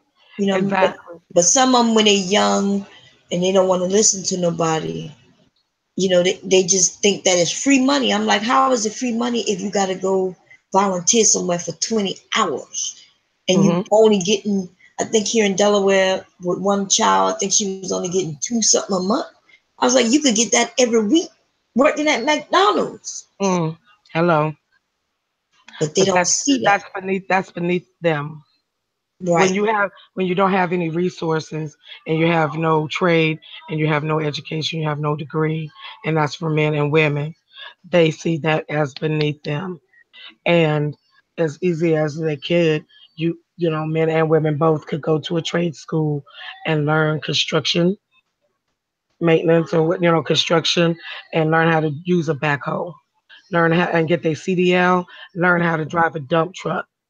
Okay, go through and learn how to frame houses. Framers get paid. Okay, framers get paid, but that's too much work. But that's a union job. Learn how to be a plumber. That's a union job. Tristans Learn and how to be a plumbers, yes, that's yes. where the money is, especially in this Hello, area. exactly. But who wants to? But you can't get you can't get a woman, let alone a young man nowadays, to even want to consider that. Oh, that's beneath them. That's too much work. That's manual labor. Well, I'm gonna tell you what, that electrician over there throughout the year, throughout the high peak season, he makes six figures. And Hmm. and then for the low end, he may not be working, but he got enough paper to sit around, go on vacations, kick it, have fun with his family. Right. You know, it's just People don't know this. Like they really need electricians and plumbers in this area. These people are so backed up that some people can't get an electrician out for like 6 months to a year. okay. Rick's Mace. He's laughing about the backhoe thing. You do realize what a backhoe is, right? Steam shovel, whatever you want to call it. He started laughing. I knew where he was going with that. But yeah, I had to mess with you. I'm sorry, honey. Plus, I saw your last entry and boo, work it out. Keep the faith, keep your chin up, and do what you gotta do. I know you in the UK, but don't let that get to you. Keep it moving, keep it working. You know what I'm saying? Because that touched me right there, and that's one of the things my brothers, here in America, my brothers were struggling, you know, and my older brother, he's a mason. He's a mason, as in laying bricks. So, you know, but you want to know where he had to learn it? In prison, Yeah. you know. But he's got a good job now. But he had to learn that trade in prison. You got barbers around here, you got women that'll do hair, like nobody's business. Yet, Mhm. some won't even go to cosmetology school or barber school for it. There was a lot of black women who were doing natural hair, and then they didn't have to go to cosmetology school. But But here in now they have to Delaware, have license. yeah, now they have to get a license just to do natural hair. Hmm. But that's the way to control uh, black people making money. You know what I mean? Because if you don't have to put chemicals in nobody's hair, you don't. Why you need to go to a school? Well, I mean, I know that they have to have license or some type of certificate to be able to braid hair, do natural hair, and I think it has everything to do with the cleanliness of the establishment Mhm. because you can't do it in your home. They won't that they consider it illegal if they find out. Right. Yeah. So now that's just where I live, but you know, Yeah, that's what they started doing here also. But you know, it used to be if young ladies used to make, because I remember shit. I used to go and pay somebody $25. They would do those box of braids in my hair years ago. Um, and now they can't even make their money doing that. And unless they go to school, and like you said, they can't do it in the home. It is they make exactly. it tougher for a lot of things. Like I was thinking about doing baked goods, you know, because I do bake a lot. People like my pies, cakes, and bread and things like that.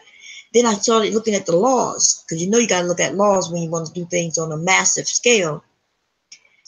You can't even bake out of your home. Like you got to legally go and get some type of credentials and certificates and things like that. Not because of the cleanliness. It's not even based on that. They just trying to get a little piece of that money.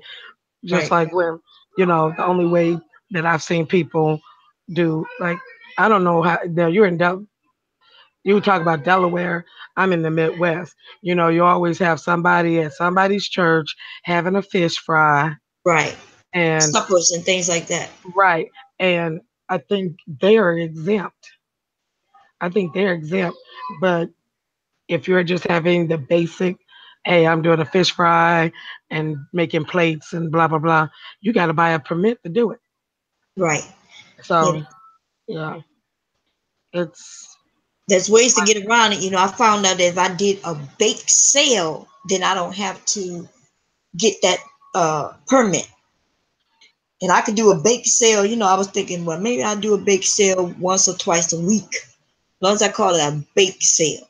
But right. But even with the being, I mean, I can say here, if it's not associated with something like the Girl Scouts or a football team, I know that we did the bake sales for the cheerleaders for the Little League football team.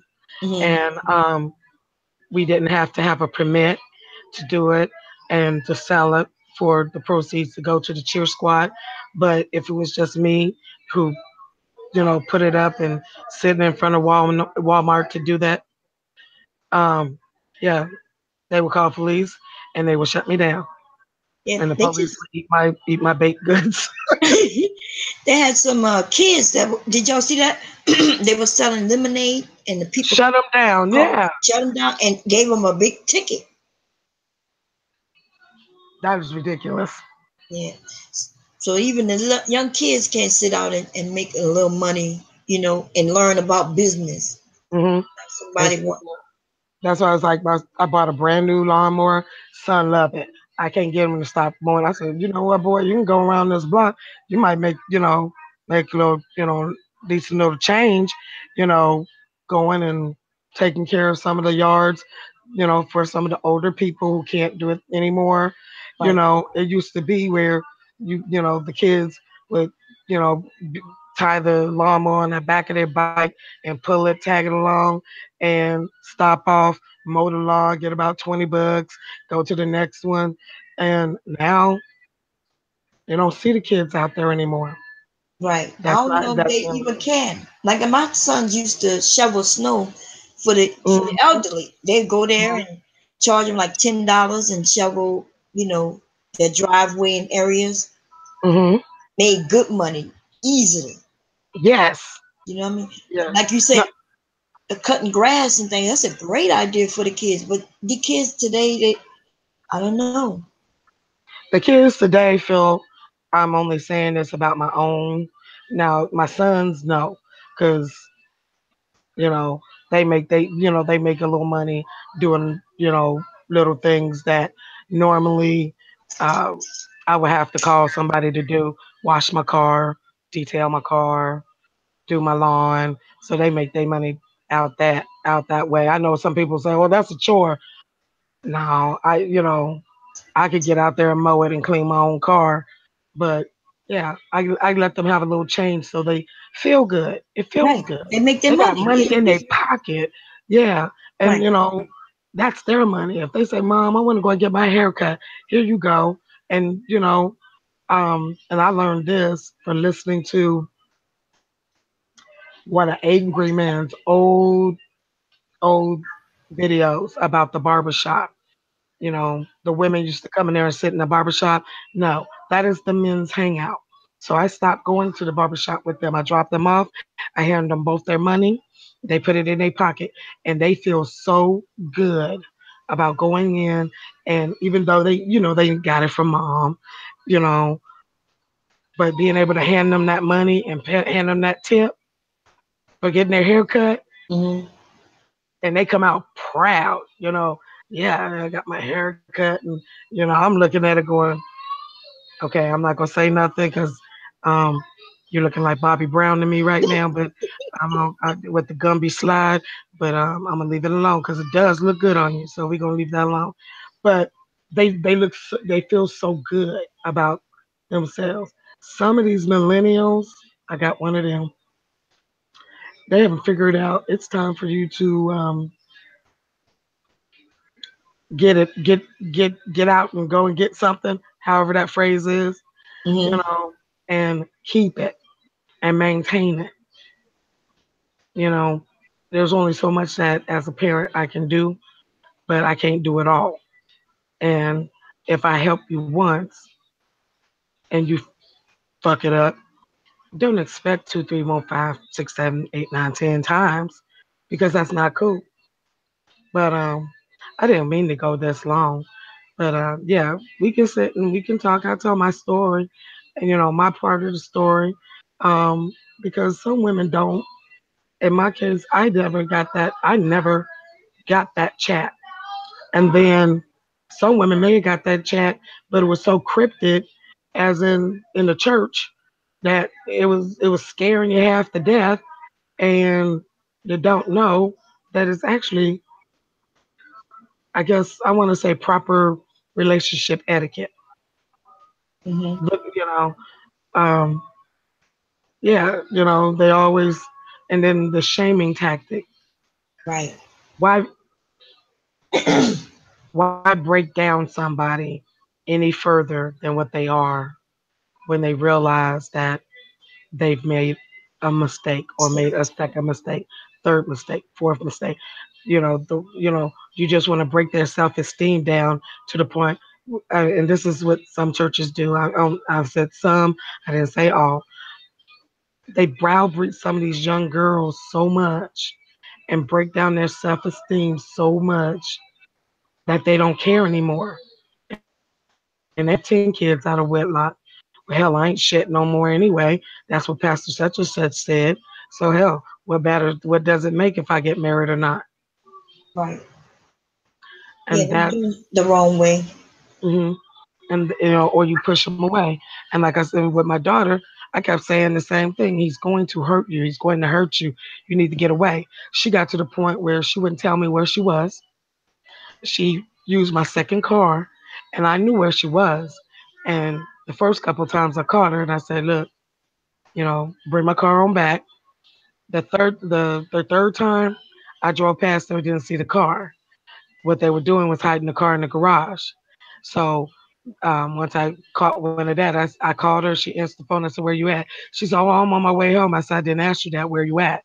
And she wouldn't tell me. I said, "Let me explain something to you.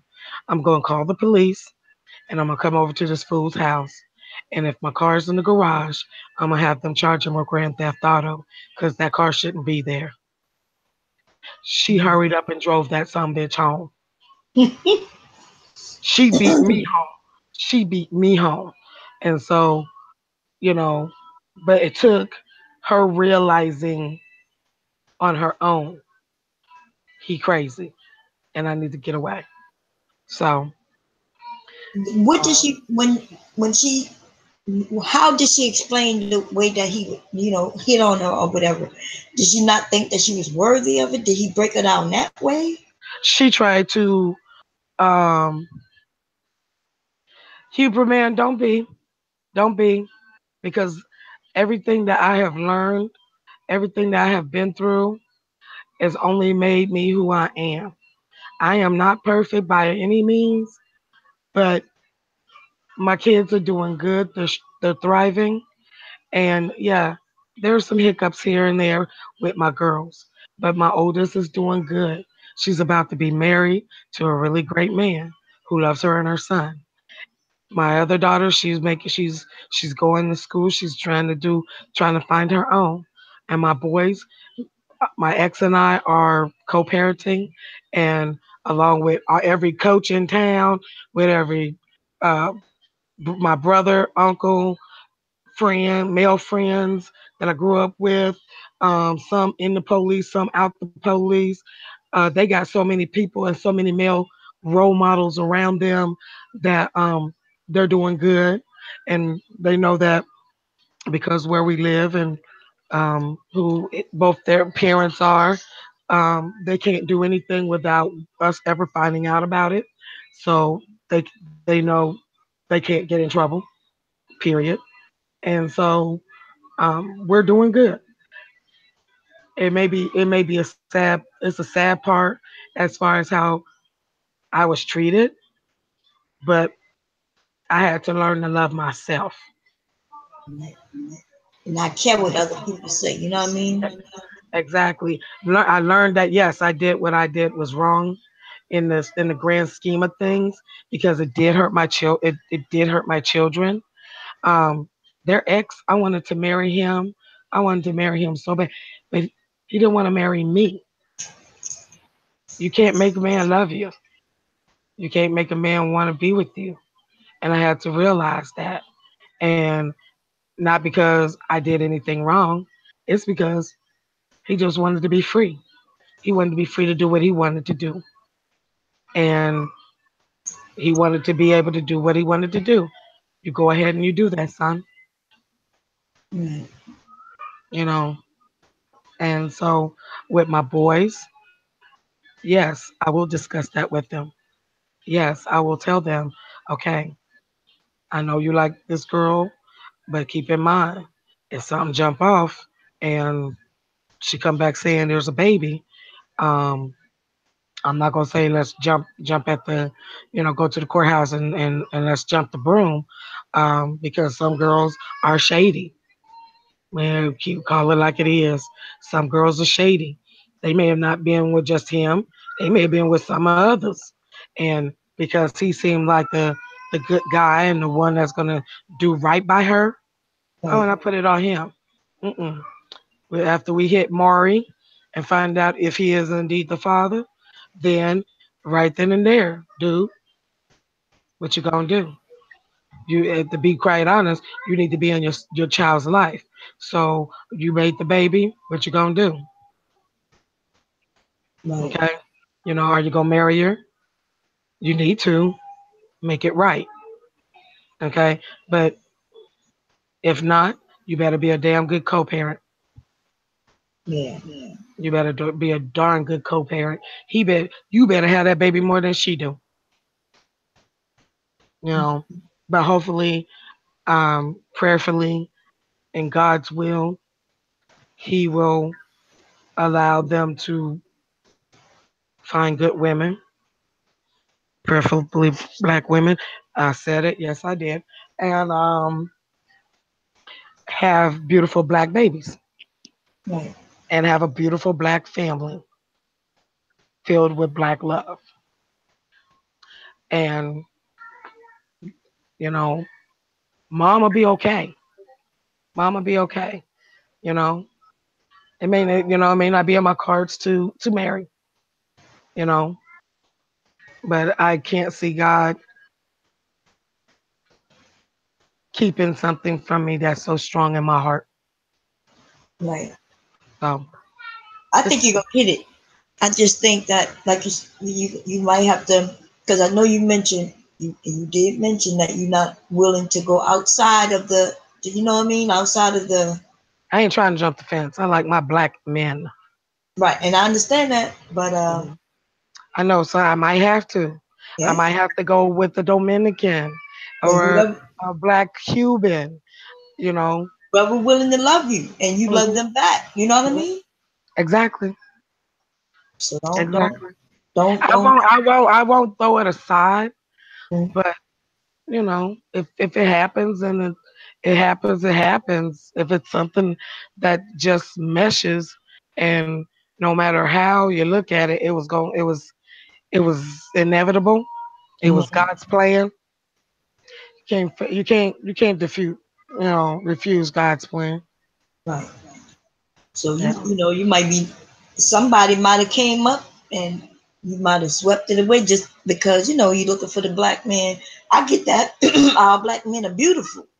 Hmm. You know what I mean? And most definitely, but it depends on where people are located, what's really in your area, what you are looking for, your standards. It's Hmm. so much involved into looking for the right person. True. Very true. Um, so just Yeah. be open to it. And when you're single, now that you are single, you are you having fun dating? Like, are you putting yourself out there? Mm-mm. How you gonna No. find somebody? You're not even doing that. They got websites that Oh, but yeah, if you look at the statistics of the websites, and I did look at those, yeah, um, which it is got it. it kind of sucks, but you know, not all men are that way. You Right. know, white, black, Hispanic, Asian, not all of them are that way, but it's hard to pick them, because he may not have a problem with a dark skinned, thick woman, but then it'll be something else. Either, I don't fit the criteria of what my income is or my educational background, or let's go back to, oh, she has kids in the home. Okay. Yeah. I mean, don't get me wrong. I hang out and, I get to meet other people and meet men. But as far as a formal date, hey, let's go to the movies. Let's go have dinner. Put yourself out there just for that. Don't think about long term. Just look for fun, meeting new people. So even if the guy is against you having a lot of kids, that's none of his business in the beginning anyway. Because you're just Right. looking to have fun and go on date. You know what I Yep. mean? And there are many these men, real men. They don't care about the size of a woman. You see what I'm saying? That's something that most women, even when you hear people putting down, it's usually another woman putting a woman down because of her size. But these men online, you hear that bull crap, but in real life, you don't hear that. Online, a lot of these men have decided to come together. Yeah, black women are this or they that. They be making up things. There's groups of men who love big women. You know what I mean? Like literally. Yeah. And Now mind you, I do have a friend. He's out of Texas, and he shocked me to no end. That was his thing. He like a thick sister, and I said, "Well, I don't know what you mean by, he said BBW," and I was like, "Well, how big are you looking?" He said it didn't matter, and yes, that's his thing, and I chuckle because he's ex-military, he's a teacher, well, professor, and he's younger than I am. And when we went out, it was sort of like a blind date, and we had a ball. like, It was that was just fun. But he's so far away, but he does come up this way um, during the summer because his family is there, okay. is here. So maybe something happened because we keep in contact. And then there's another person. With is right now everything is friendly, everything is cool, and I think that's the best way to do it. Yeah. Yeah. And they also, they got BBW groups. Like, right, they're about to have a party up this way. They can even come out your way. There are lots of groups for big women. And the men, they love them. And you be shocked because, it's assumed that a man who's in shape, he care about his body, he don't like big women. That's not true. Right, right. It just So depends. It just depends. Um, like I said, a lot of this is when you're listening to YouTube, you hear, yeah, several different versions of, how terrible we are and ratchet and BT 1000, 2000, whatever the hell. right, Um, you know, and my thing is, if they would take a deep breath and step back and look at the big picture, whom are you really talking about? Are you talking about all of us? No, but you're talking about the ones you don't like. right. They And it talking sounds about, like, yeah, yeah, it sounds like it's everybody when it's really a small number. right. Probably their baby mama. You know what I Mhm. mean? Somebody they don't like, but someone they know, and then when they make these videos, they make it broad. Right. But when you meet them in person, they think a whole other. You know how many people I met, and they claim, oh, they not into BBWs. They meet me, and then it's a whole different story. I'm looking at them like, wait a minute. I'm thinking we meeting because we're gonna be cool. Cause we cool. I know you don't like big girls, so I know I'm not even in the running. I meet him, and he's on some other tip. I'm like, wait a minute, you don't like big girls. Why are you looking at me? And it's always the chemistry that they pick up on, because you walk in and you got confidence and you're sitting there and you're talking and you're laughing and you dancing, you having fun, and it seems like all of a sudden you got somebody coming over to talk to you, or you got somebody wanting to buy you, hey, buy your drink. Can I get you a drink? And they walk up and they don't go and get it for you. They, you walk up with them and you get your drink and they want to talk with you. And, next thing you know, hey, can I call you? I mean, and it could be, and I've noticed that it Right, goes across the color spectrum. right, it does. Across the color Oh, spectrum. So, and let me tell you, the Mexicans and the Latinos, they like big women. yep. Yes. Them African men, they think, bigness to them is equals wealth. They love big women. So that's one of the things. Oh my goodness. I'm going to have to cut this short because grandson number two and son number two are fighting over something. I have no idea. So um That's boys, yeah, boys. exactly. As long as they're not bleeding, and but one of them starts screaming, and it's usually the little one, and to get the big Yeah. one in trouble. So but yes, touch base with me, and it's email is the same as my name at Gmail, and Okay. yeah, we can you know Schedule like a woman to brainstorm. woman, a real chat. No drama, just talking, and I think it'd be a good idea. Yeah, and bring some other ladies too, because any and everybody's opinion matters. Right. You know, I'm not trying to browbeat anybody into understanding where I'm coming from. I Mhm. just, well, I won't say browbeat into understanding. I want you to say, well, I don't, I may not agree, but I understand. Right. And we So, don't all have to agree with each other. You know what I mhm, mean? Uh, we just be respectful to one another, and that's what it's exactly. about. Hmm. Hi, Vera City. All right, I'm gonna get off here. Everybody have a good evening, and I'll be in chat, but I'm be off here. All right, y'all. Okay, talk to you later. All right. Vera City, how you doing, girlfriend? Anyway, I did kind of start this, to start a little mess and being a little messy.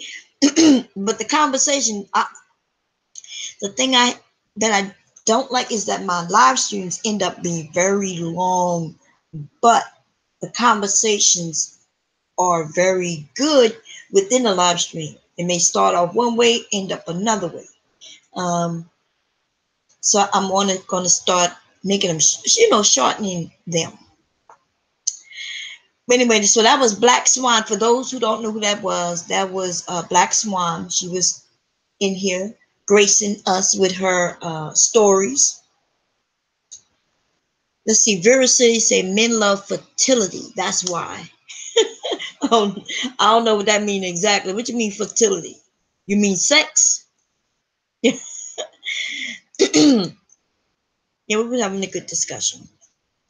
Anyway, so I do want to thank you all for coming out and spending some time with me. But I'm gonna head downstairs, figure out what I'm gonna cook for dinner. Oh, the thickness. Yeah. Men, I when what my experience is that men who love women, they won't let something like her size, bother them. That's what I found. And let me tell you, I've been all sizes. First of all, I'm really short, right?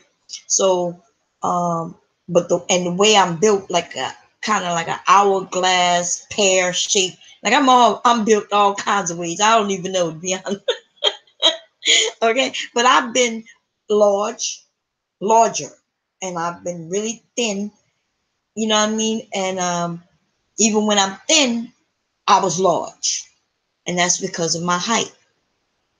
So it it is what it is, and I've never had a problem with men.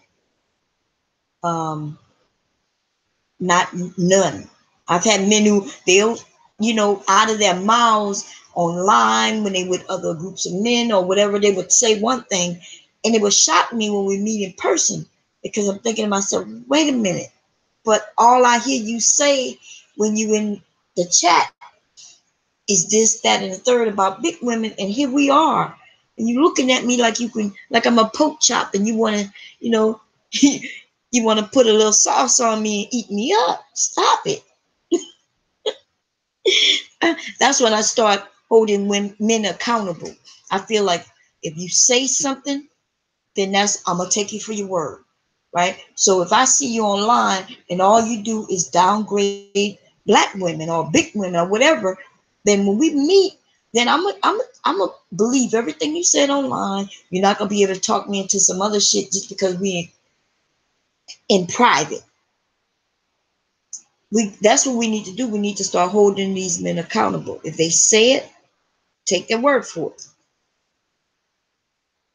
Then and I think women, we like to give men excuses, and we will allow them to get in our pants, even though they didn't really do anything to gain that. You allowed them to get your goodies. Think of your vagina as goodies, and you know that it's the goodies, and you're not supposed to be giving the goodies out to just anybody. And then those who you give it to, they should earn it. And I'm not saying they have to buy it, but they should at least be the type of men who not just gonna tell you, I'll tear it up, I'll do this, fuck all that, I don't want to hear none of that shit. What you gonna do after I give it to you? You know what I mean? When I give you the goodies, what you gonna be doing after that? I don't want to hear what you're gonna do in bed, because I'm not concerned with what's gonna happen in bed, because whatever happens in bed, it's gonna be the bomb, because I'm gonna be in control. That's just what it is, okay? I'm not one of these women who gonna be sitting in and you gonna be, I already know it's gonna be the bomb, because I'm the bomb in bed. So tell me what you offering after we get out of that bed? What you offering? I mean, are you taking me out? You know what I'm saying? Or are we gonna be friendly? Like, what you offering? And instead of, like, I've had men, they come on was to talk about what they'll do. Ooh, I'll tear that up. Ooh, I'll make that thing be jumping. Oh, I'll be doing this. Oh, I'll put you through the wall. Like, I'm like thinking to myself, that don't sound appealing to me, but okay. That don't sound appealing at all. Especially knowing that most of the time they ain't doing nothing. Okay. Uh, is usually the first time with a man in bed. Usually he can't even control himself, and it be over even before it start. Vera said, "You right about that." Yes, I mean, if we had if I think if a group of women, if we had a real conversation, These men will be shocked at the information they will learn. I think because women, we don't really talk about intimacy. We don't talk about sex much. But if these men would hear the honest things we have to say, El Boogie said, "Yeah, right." If we was honest, and the men sit around and they were just able to listen, and they would hear how the women would say. A lot of women don't even have orgasms with men who will claim how they'll tear it up. Some women like it rough and rugged, and some women don't. Some women like it being sensual, and they like it more, just I won't say romantic, but there's some women who's romantic. See, I'm not a romantic type of female, so I don't want you to hold my hand walking through no park. I feel like a little girl walking on the side of a man holding my hand. I'm not even gonna lie, because I'm so short. Most of the men are real tall, so I don't even allow my husband to hold my hand. Now, what I do now, I'll grab his arm and hold it a certain way, but he can't hold my, not after that child just, not after that childbirth. What are you talking about? Uh, I know that's right. You said after you done had childbirth, there's nothing a man can do to be talking about they gonna beat it up, right, Vera? they they act like, oh, I got something you can't handle. What you got that I can't handle? I pushed out a baby. Natural, naturally. Okay. See, Albert Boogie, you probably taller. My husband is like 6'4", and I'm only 4'11", right? He like literally, I'm really really short. So when we holding hands, first of all, it's uncomfortable because the way my arms have to be bent, it's really weird to me. And we be walking and people looking. First of all, even today, still today, people think my husband is my father. I don't know why people think I'm so young, but in person, I do look much younger than through photos and things like that. I look younger because you can actually see how short I am. I think that's what it is. I think it's because people can see really how short I am. Might be also sometimes the way I dress. I don't I don't know, because I'm not sure what I'm supposed to dress like as an older woman. I used to see the women in velour outfits, like the velour sweatpants, and even when I wore that, nobody thought I was an old woman. Your future husband is 6 feet. That's what I'm talking about. So walking alongside my husband, first of all, holding hand in hand, people assume that he's my father. They assume that my sons are my, like when I go somewhere with my sons, no matter where we go, they think that I'm his wife or his girlfriend. I'm like, no, baby, these my sons. This is my son. And my sons are so used to that, where people think that I'm their girlfriend or their wife. They're like, no, that's my mother. But and even my sons, they're taller than me as well. Don't start wearing brown skirts and cardigans. Is that what we supposed to wear, Bricks? I'm gonna have to look it up. I'm gonna look up and see what old women. Let's look it up now. As a matter of fact, let me share my screen. Let's do that. Let's do that. Because for a while there, especially when I become a grandmother, right? I want to make sure I'm doing shit right. I don't want nobody thinking that my goddamn grandson is my husband. We definitely don't want that. Let's see what old women wear. What should I put? Mature women? Because I don't want to say old women, right? Let's see. Mature women clothing. Okay, let's see what comes up.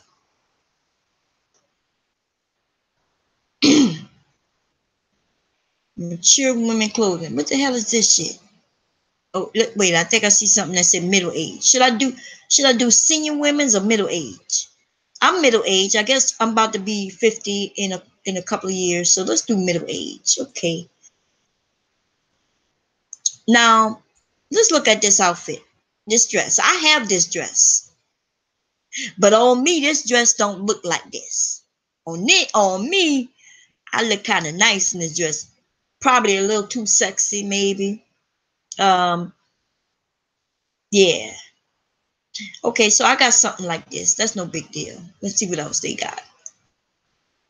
Just pants. Yeah, she looked nice. Let me see this dress. Yeah, it looks different on me because of my shape, but okay. So let's see. Let me find a basic old woman outfit.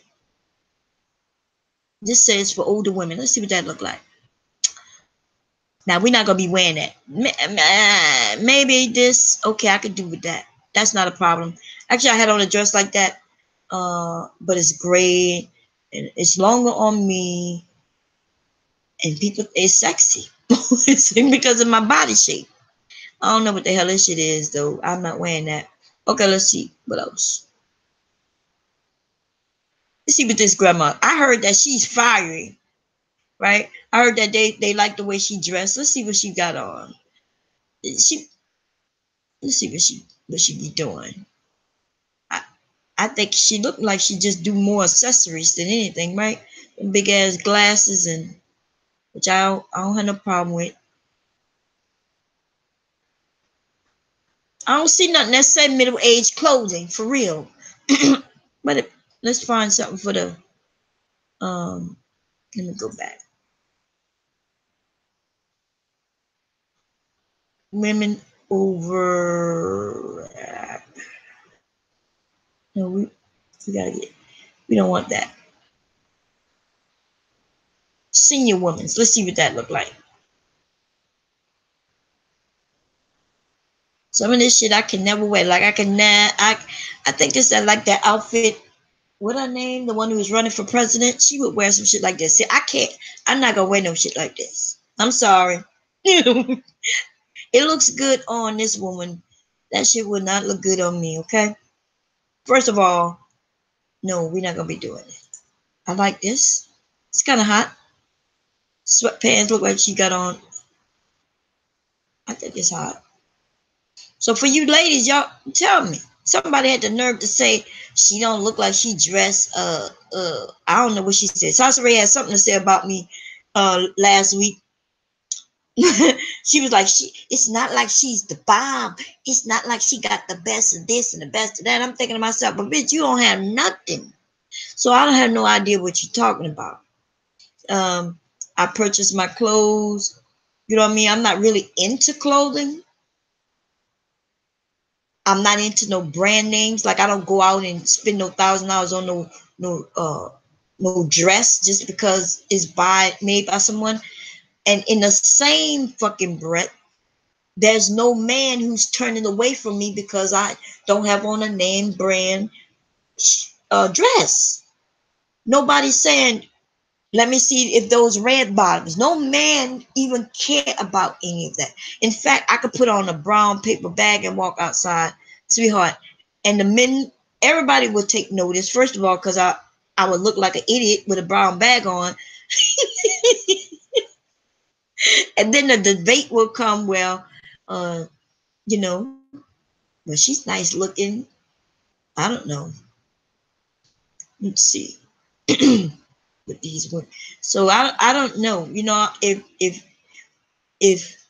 maybe she needs to stop buying the expensive clothes that she claimed because I've seen her and I've not seen her in anything normally besides a fucking t-shirt and jeans. I've watched this female make videos. She never looked like she's not into name brand neither. So, so I have no idea. And oh, and I think she mentioned something about my weight, and I'm quite sure that even though I'm shorter than her, I'm quite sure we probably weigh about the same. She could send me her fucking clothes, and I'm quite sure I could get in them and probably look better in them than her because I have a shape, and she's shaped like us. square, what they call that, Bob, Bob the SquarePants person. Yes. So I don't know. I mean, I'm not sure. I like leggings. I have to wear certain type of pants. I do, because they have to be able to stretch to go over the thing I carry in the back. And I carry a mini minute. You can call it two basketballs or a mini chow sits high on my back. That is true. Okay. And nothing I can do about it. Let's see. There is absolutely nothing I can do about the mini man on my back. Let's see what over. So I don't know what women like when I put on jeans, it looks different in this. I like these jeans. Let me see what they look like. I like that color. I look good in jeans though. Okay, let's see. I just gotta find the right type of jean that'll fit over the thing in the back. And I always have to wear a belt. Why? Because the jeans have to be bigger than what I actually wear in the waist, just so they can go around the mini child in the back. It's cute.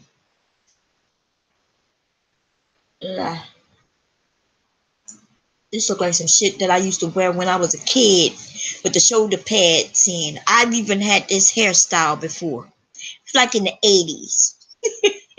I actually had this hairstyle and this goddamn jacket in different colors in the 80s.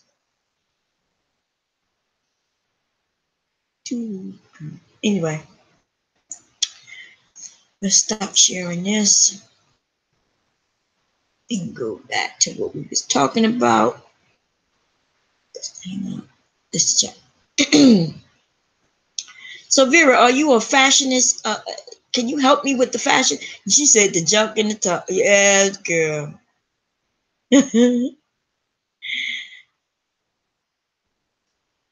Let's see. That's who I was going to say. Oh man, I'm over here having fun. I'm thinking about what I'm gonna cook for. It's Monday, right? Today is Monday. Yeah, I think it is Monday. Let me make sure. Yeah, it's Monday. Okay. I don't know what I'm gonna do for dinner. I made what did I make yesterday? That Italian dish, chicken fettuccine. Is that what they call? Yeah, something like that. It was good. The the family ate it except one son. I knew he wasn't gonna eat it because he's picky. Um, but yeah, I'm not sure. I've never been a fashion fashionista. Is that what you call it? Like somebody who was into fashion. First of all, because I'm short, it's difficult to find things that fit me. Short dresses on most people will be long dresses on myself. Um, so I was never into that. I have a couple of purses that are expensive, but I'm gonna be honest, I did not buy them, and I would never spend that type of money on a purse. Your purse is worth more than, you know what I mean, the money that you have in the bank. That's ridiculous. That don't make no goddamn sense to nobody. So no, I don't care if my purse is name brand or not. Now, the one thing I do care about is my shoes, on the other hand. I don't care if they Nike. Like most, I don't wear like sneakers much at all. And when I do, I'm looking for a nice pair of sneakers that's comfortable.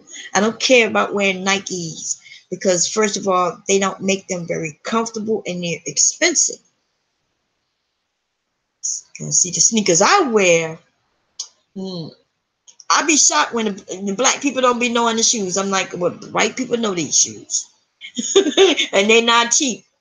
And the arch support in them is worth the money. But you know how it is. You gotta have your Air Maxes. Yeah, I'm not doing it. I just like a good leather purse. Yeah, a good leather purse.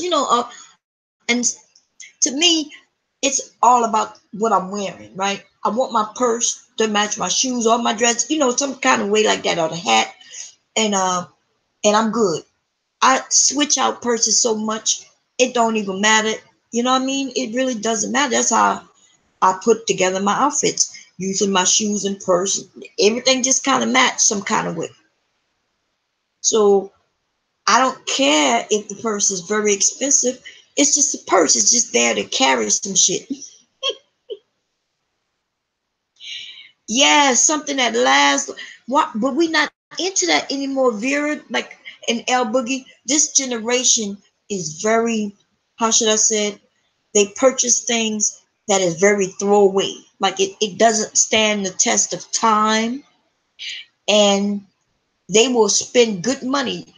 It used to be a time where you would spend good money on something that will stand the test of time. I have a jacket right now. I can put it on, put on some outfit, some clothes with it, and it is badass jacket. In fact, people start calling it like throwback, right? It's like items you could retro. It's like an item that you you really can't tell that it's older or how old it is, but you know that it's not like one of these new jackets. So they call it like retro. It has quality. It's a leather jacket, real leather, and man, I love that jacket. Yeah, quality to it. And I think I purchased that jacket like in 80 something, right? I bought my fur jacket. I actually bought a fur coat because I was wanting to be different. People was wearing either leather or fur. And since most of my friends had leather jackets, I decided to buy this fur coat. This shit had to be like $4,000 for this coat. It's somewhere in storage or somewhere. I don't know where that coat at. It might be in a closet upstairs on the third floor. I'm not sure, but um, I bought something different, and then all of a sudden now people are against fur. Look, when I want to put on my goddamn fur jacket coat, I'm gonna put it on, and I dare somebody to say some shit to me. Okay, I bought it. It's mine. You have a full lit black leather coat? Yeah, that shit lasts. Leather is something it stands the test of time. First of all, because the material, and hell yeah, you can put on a leather coat. I have a leather hat to go with a leather coat. Put on some black boots. Shit. Oh, you said that Wilson leather. What? I hope it's safe from moths. Yeah, I tried. How do you get moths in your house? How they get in? Are they like a bug or something? Let me check that out. What is a moth? I remember, is a moth like a white, like this white? It's like a butterfly that don't have the colors, right? I've never seen any of them in my home, but I've seen them before. And so they eat clothes. Is that what happened? Yeah, it's hard to find certain things for us. Yes, it is. Um, and these days, like I said, we have young people who will go and buy expensive clothing. Might only wear once or twice. Back in the day, it wasn't like that. We would buy some shit, you know what I mean? And if we're gonna pay good money for it, it needs to be something you can wear multiple times and make it look different. A leather jacket you could wear as a coat during the wintertime, but you can also style that shit up, wear it in the spring, summer, or whenever. You can put it depending on what kind of jacket it is. Like I have this one, mine is short, but a full lint jacket, a summer jacket, you could dress that up all kinds of ways as well. Oh, you like that suede? I used to like leather and suede. Yeah. You won't pay more than $3 for trousers and shirt. See, Rex, that's what I'm talking about. Like a man who know how to spend his money correctly. I don't know what's going on with this generation, Al Boogie. When in our time, there used to be this saying, I can't remember what it was, but I know it has something to do with not having somebody's name on your behind, which they meant we didn't care about wearing a brand name on our clothing. I'm not paying just because there's a name on it. Okay. I was very I was one of the people who could put an outfit together. You know, I used to wear those basic flat white shoes that I used to buy from, I think, was it Payless? Had these basic canvas type of shoe, a sneaker, right? It was white.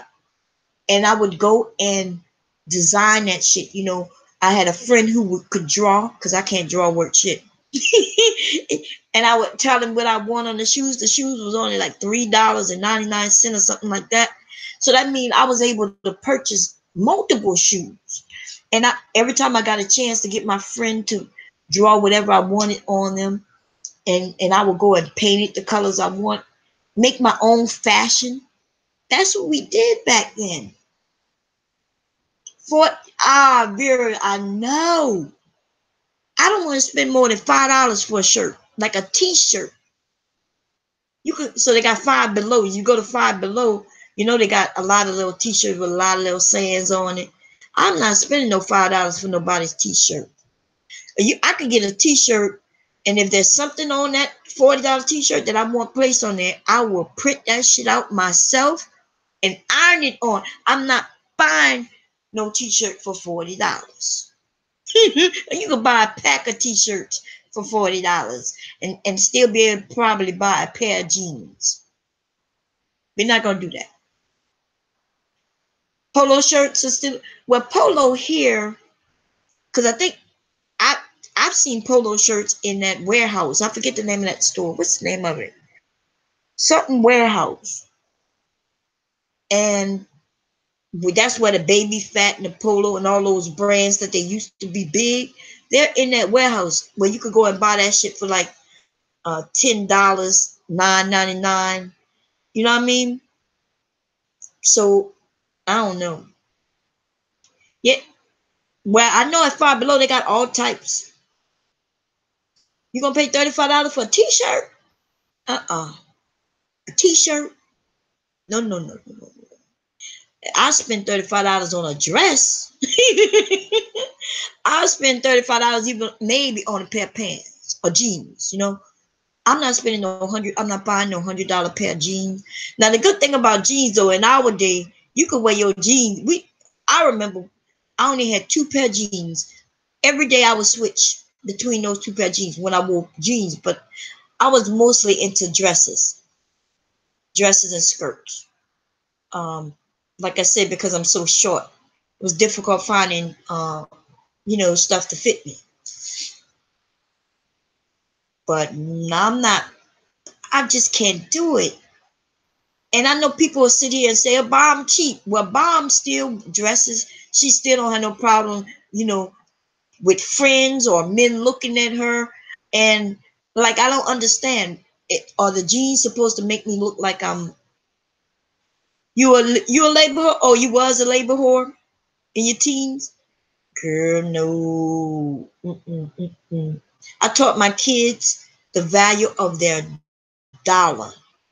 Like literally, I used to give them their money. I used to give them a certain amount of money that we could go in the grocery store and say, "Look, we each have $5." They were young. It it used to be even smaller than that, and through the years as they got older, it would gain, right? They would get more a week for their snacks. So I taught them, if you want something, this all you have. You got $5. $5 a week. Each of you. $5 a week for your snacks.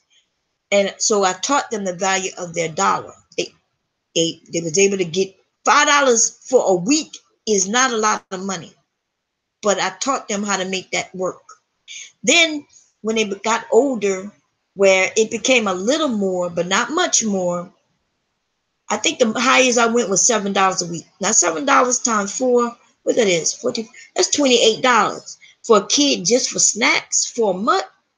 It's not a lot of money if you don't know how to work that money, but that's a lot of money if you know how to go to the grocery store, you know how to figure out how you get you some chips, and you got to make sure them chips gonna last you. Uh, Whatever they bought was for them only. It wasn't like they had to share it with the whole house. But what that taught them also is that, like when they was getting $5 each, if he wanted something and he wanted something, they can do this together. Like he might buy Doritos and the other son might buy a pack of cakes, uh Hostess cakes, right? They both like each, and I told them, I started teaching them, well, y'all gotta now start working together. So you'll buy these chips with your $5 this week, right? Because $5 is like two Doritos if you catch them on sale, two big bags of Doritos. Hostess cakes, you might be able to buy like a couple of Hostess cakes for $5. So then I taught him that if they do it together, he could buy some Doritos, he buy the Hostess cakes, and then they share them amongst each other. Now they even have more snacks or variety. But I never ever let them allow them to spend more than what I was giving them. I heard TJ Maxx has some good things, right? TJ Maxx and what's that other? Um, I don't like shopping at TJ Maxx. And I'm gonna only tell you why. And Marshalls, I don't like TJ Maxx or Marshalls. You know why? They don't have the shit they used to. Well, I haven't been there in a while, but they used to be a store, or Burlington Coat Factory. I don't like that shit neither, because you know how, say you found a dress, like you found this dress and you're like, yeah, I want this, now I gotta find it in my size. Instead of all that same one dress being in this one area, you might have to go down lots of goddamn uh, different racks just to find that dress in your size. I'm like, god damn, can't they put this shit in order? I'm not a shopper like that, but I do like Burlington Coat Factory. I can't even lie. Ooh, Vera, I know that's right. Burlington is my shit. I go in there and buy. Oh, they be having the flyest shoes. They be some shit you ain't never seen nowhere else. The only reason, and a lot of people don't know about it. They'll go to Burlington Coat Factory for a coat. Did you know they got a whole shoe section? They got a clothing section. Yeah, I kind of like Burlington, man. You only go there for your clothes, girl. When you go in there, go and check out their shoe section sometime. Just go check it out. Yeah, I ain't got time to be shopping through racks on racks on racks on shit. I'm not gonna be doing that. But I will go in their shoe area. I'd be like, damn, I bought a pair. I bought these shoes. Everybody wanted to know where I got them fucking shoes from. These shoes are bad. Let me see. I don't know if I have a picture on this computer with these shoes. These shoes are bad. Everywhere I go when I put them on, people still want to know where did I get these shoes from. And I've had them for maybe about 8 years now. And still when I wear them, they like this. They It's like a stiletto, right? I bought them from Burlington. I wish I could go and get another pair. I wish they would have came in different colors. These shoe, like it's a stiletto shoe, and around the ankle is like an ankle bracelet, right? The shoe has an ankle bracelet on it. This shoe is bad. I go, I couldn't believe when I saw those shoes at Burlington. I was like, damn. And at first, I didn't want to get them because I don't like spending a lot of money shoes. The normal price for these shoes was $100. But at Burlington, they take things down to like a clearance price or some shit. I think they ended up being like 30. I think I paid $30 for them. And I was upset. I didn't even want to pay $30 for them, but the shoes were so bad that I bought them. The shoes were so fucking bad. Like I was like, I ain't seen nobody with these. I was like, they bad. Them shoes was calling out my name. They were like, Mom, I know you want me. I know you want me, girl. Come and get me. I know you want me. I was like, yeah, bitch, I want you. And I paid for them shoes. Used to love Burlington. Now they got me in my feelings. What happened, Vera? Burlington, you could find nice house things there as well. Like someone just said, they buy their home things. I ended up, I like my bedroom theme is Paris. I'm not sure if y'all noticed, right? So it's hard finding Paris things. I ended up getting my bedspread. It's not even actually a bedspread. What they call these things? I didn't never know anything about this shit. You have to put your own comforter or bedspread inside of this shit. I was pissed off when this shit came to my fucking house. I bought this shit online. It was like what they call it, like a DeVault or some shit like that. I didn't know, like I saw it on eBay. I was like, yes, I want that. And then that shit came to my goddamn house. And I was like, where in the hell? This ain't nothing but a goddamn piece of. I was like, what the hell am I supposed to? I was like, this is supposed to be a bedspread. Why is it so thin? And then I noticed that it had buttons on it. And I was like, oh, I'm supposed to put something inside of this. Okay, so I could do that. But I was pissed off. I paid good. I think I paid I think I ended up paying like 80 something dollars for this shit. You know, I was pissed off when this shit came to my house. $80, thin as it was.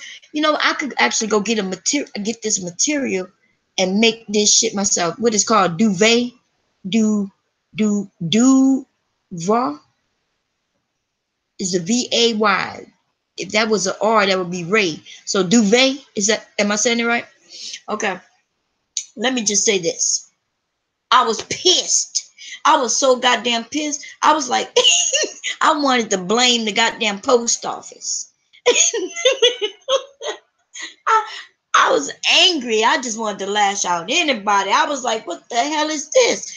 I'm thinking I'm getting a big ass package. And this shit was little. It was in this little ass. I was like, wait a minute. I said, sir, I know this shit I know it came from England, right? It came from the UK. I know that because the shipping on this shit was high. I was like, this can't be the whole package. I said, because I was like, this can't. I said, is there a second piece? And he was like, no, it was little. L Boogie, I'm not lying. I thought I was getting a comforter. So, you know, a comforter is kind of thick and fluffy and shit. And he reached me this little ass package. I was like, this can't be right. I wanted to go. I was like, is there a second piece back there? A second package, sir? And he was like, no. I said, this shit ain't right. I said, this can't be what the hell I paid for. I started going off. I was like, this shit not right. Then I get home and open this shit up. And I'm like, what the?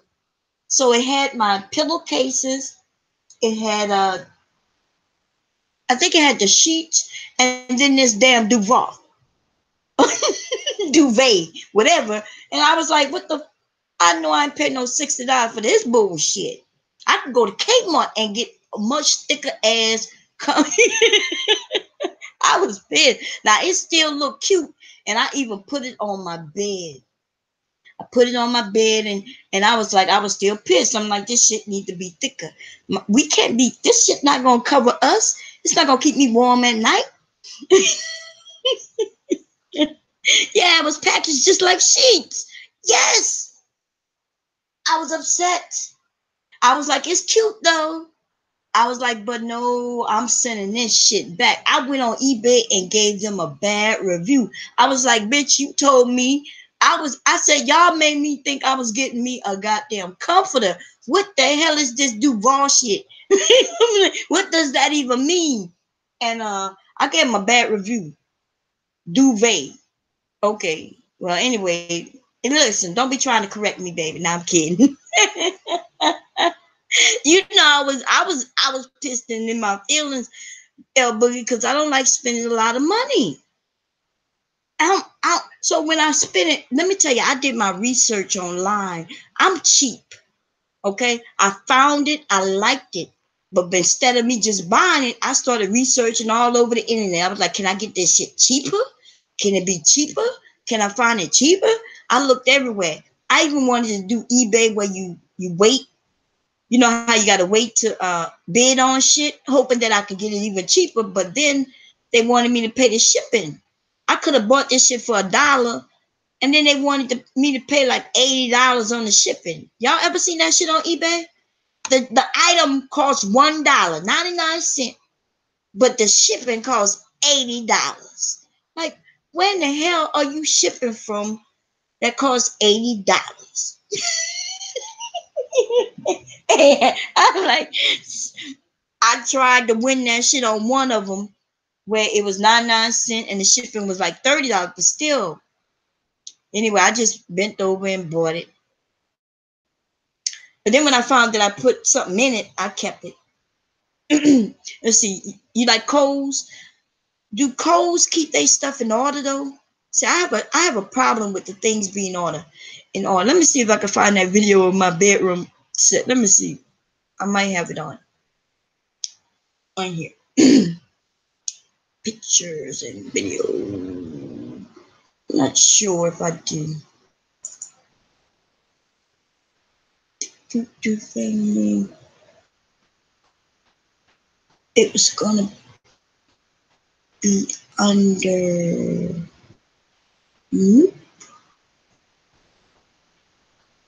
Where's my it's under my iPhone, wherever that stuff is. That's YouTube. Okay, that's not it.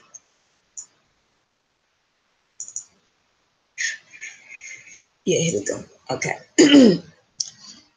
Let's see if I can find that bedroom. Man, it's cute as hell. But when that shit came to my house, I was really upset. I don't want to open.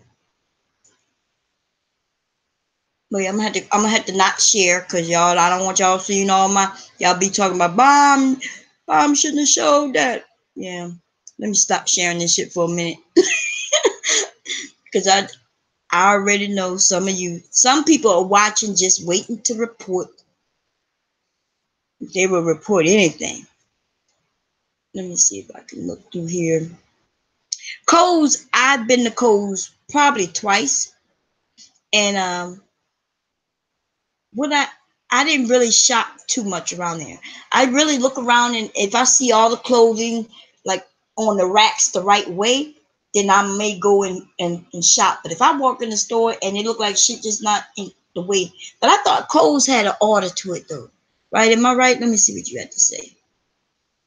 I think when I went to Kohl's, let's see, they must not describe it well. It could have been that, you know how sometimes, Vera, it could be, I blame myself, right? I guess I should have went. They told me it was a duvet. They did tell me that. I didn't know what it was. That's my fault. I did give them a bad review. I told them that shit wasn't thick enough. I didn't know what to do. I just didn't know. And then on top of that, it pissed me off because I couldn't even buy. They showed the pictures of the comforter, which I thought was a comforter, with curtains. And then I tried to get the curtains, and there was nowhere where I can get the goddamn curtains. I hate that shit. Like, what kind of pillow goes with the sham anyway? Yeah. Oh yeah, when they have those round shams and shit you can't find. It's all kind of shit. Kohl's is more like a department store than discount like TJ Maxx, where they might be one of an item. Oh, okay, yeah. Kohl's was kind of okay. Yeah, well, you know, they got some shams though have weird shapes. Right? Yeah, but I put a regular pillow in the sham. But you know, they got some shams that might be shaped like a heart, or that roll. What's that roll thing? And they only send you the goddamn cover to it. And I'm like, what am I supposed to put in this? What am I supposed to put in that roll where it's supposed to be a roll? I don't know what the hell I put in that. You could tell that shit came from the UK because they don't sell no shit in the US to go inside of that. You know who had the best what was the name of it? They had this one hotel I went to with the best bed ever. It's not even a bed, it's the mattress ever. I went to that hotel and ended up falling asleep. That bed was so comfortable. It felt like I was laying on clouds. It was so comfortable. We were supposed to go there to get our, you know, we were supposed to go to that hotel to get our freak on, and we fell asleep in that comfortable ass bed. That's when my kids was younger. You know, sometimes you just want to get away from the kids, So we went to Philadelphia, and we didn't want to drive back, which is, it's really a short drive from here to Philly. Like literally it's like 25 minutes. But we decided to stay in a hotel so we could have breakfast and bed and that kind of shit. And me and my husband, we went out in Philly that night. We went to dinner, and then we went to the hotel room.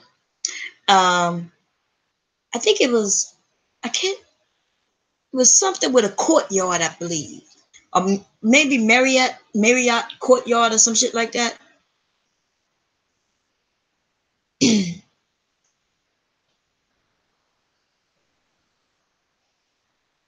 Oh, wait, I used to look through Once Upon a Child on the computer.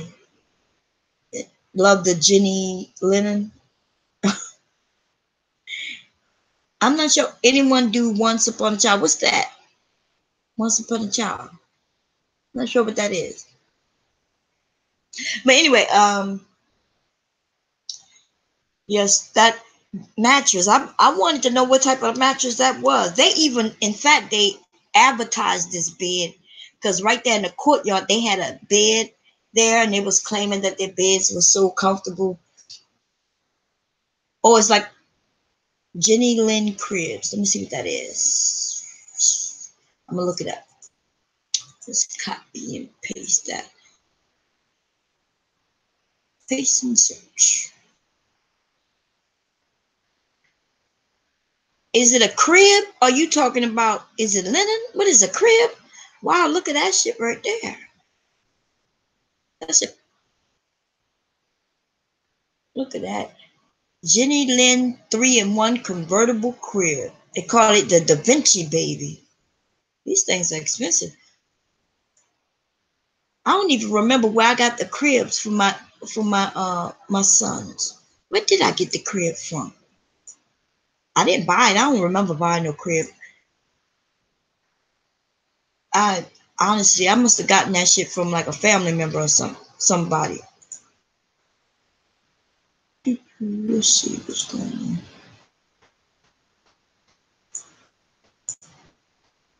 Let's see. Oh, okay. Okay. Yeah, I'm looking at the cribs now, and it looks like that the cribs can be turned into like a headboard or different things. Yeah, that shit expensive. I was just looking at it. Let's see if I can. I'm gonna put it up for y'all to see.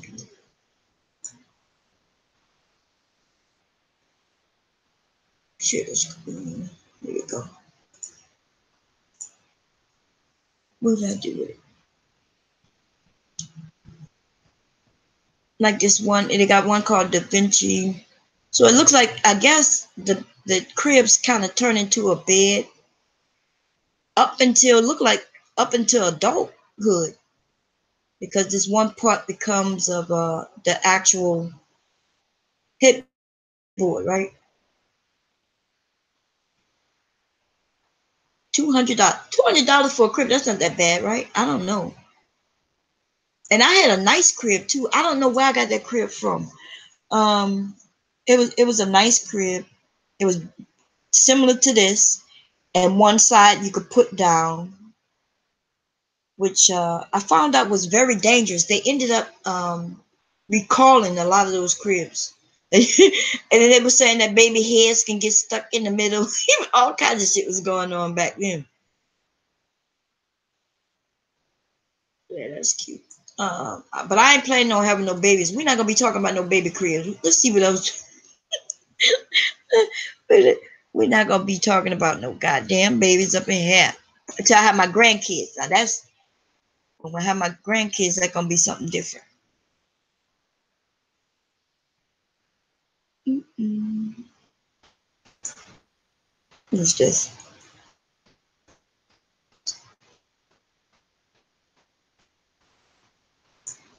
let's see. I don't want that.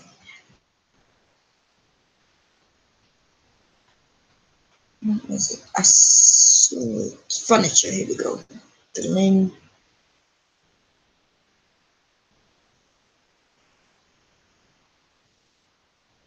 My internet running so slow. I'm going to do a test on it. That's $500 for that bed? That's a twin bed, $500? What kind of bullshit is this? $500. Wait, does it even come with this mattress? Let me see. This one is $599 and it's a full bed.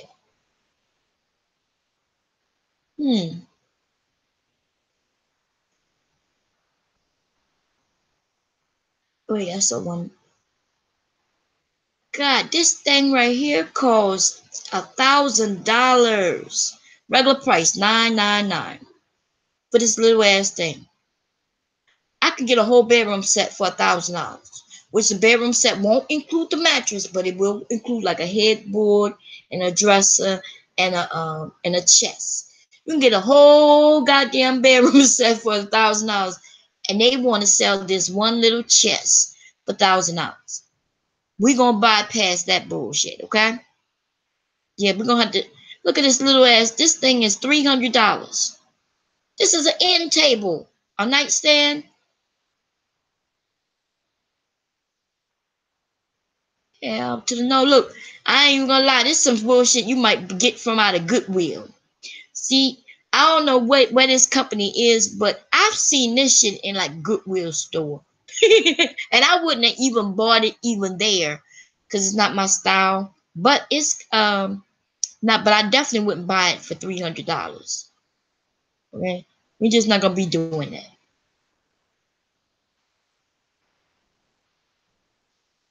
But I guess if you like that, this is like that old style. It reminds me like them old hospital beds from way back when. I remember Charity Hospital had beds like this in the hospital. Everybody had like a twin bed built like similar to this. And that's what that remind me of. Okay, let me go see what y'all talking about.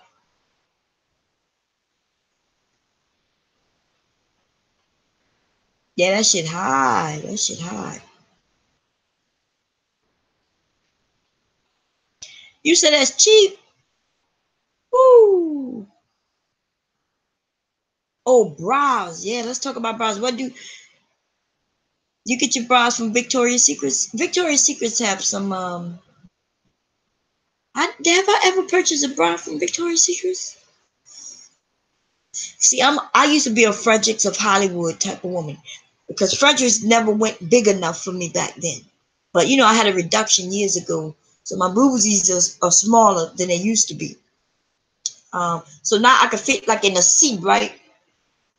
A C. I used to be like a triple D or E. It just depends.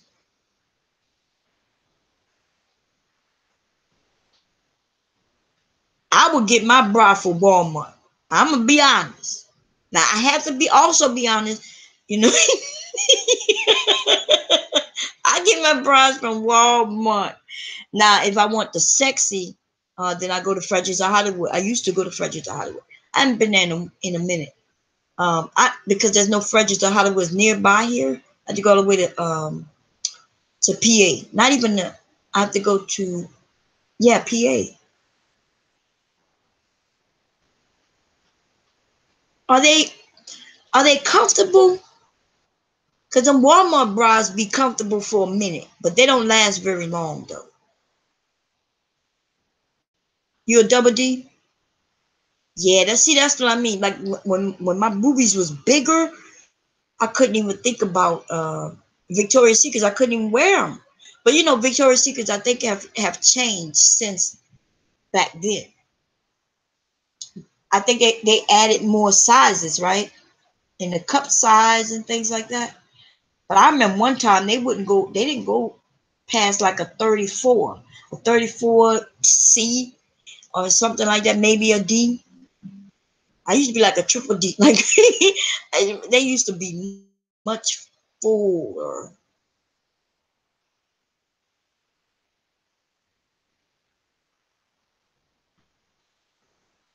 Oh, okay. They used to go to D's. with no so do you ladies prefer wire or underwire?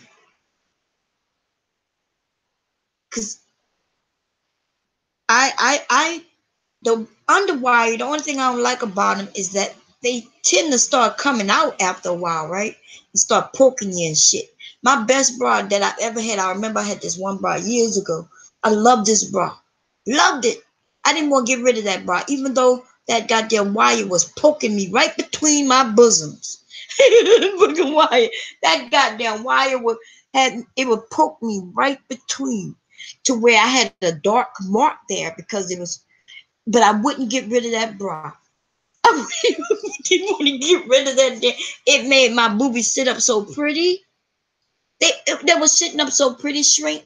They were sitting up pretty and high, and I just loved that bra. And then, but I had to get rid of it. I had a dark. It was like a dark mark. I was scared that mark would never go away. I was like, this not worth it. Shit.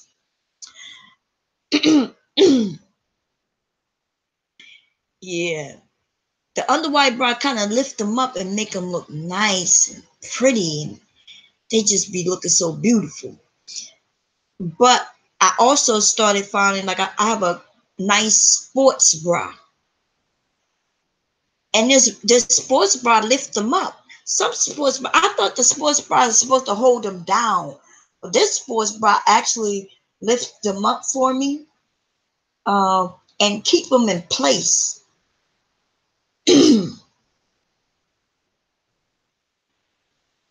Damn, $60 for a bra. Ooh, I can't do it. I don't even want to spend the $9.99 at Walmart.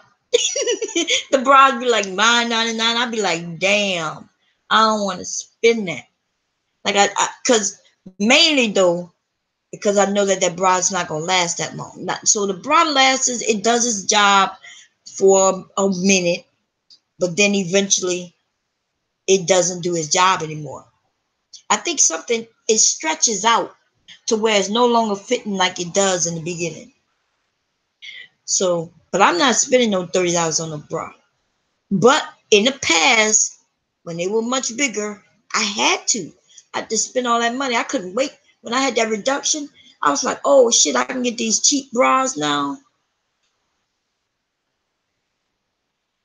And I'm not buying that. But I can't, like right now I don't have on the bra because I like when I'm walking around with no clothes on, but um I can't go outside without a bra on. Like I feel so I just can't do it. I be the young ladies like when I was young, my grandmother used to tell me I was gonna regret not wearing a bra. They used to always say you need to always have on a bra. But I used to wear these outfits. You know how the grandparents used to always say you're not supposed to show your slip. Your slip shouldn't be showing, and your bra strap shouldn't be showing. So when I would wear certain type of styles of clothing, that meant you can't wear a bra. So my grandmother used to be like, "You're gonna regret not wearing a bra." Oh, when I had before I got the reductions, I had a lot of back pain, lots of back pain, and that was because of the bras. The way the bras would, I used to always have these straps, like in my skin. The weight of my boobies, the weight of my boobies used to just hurt.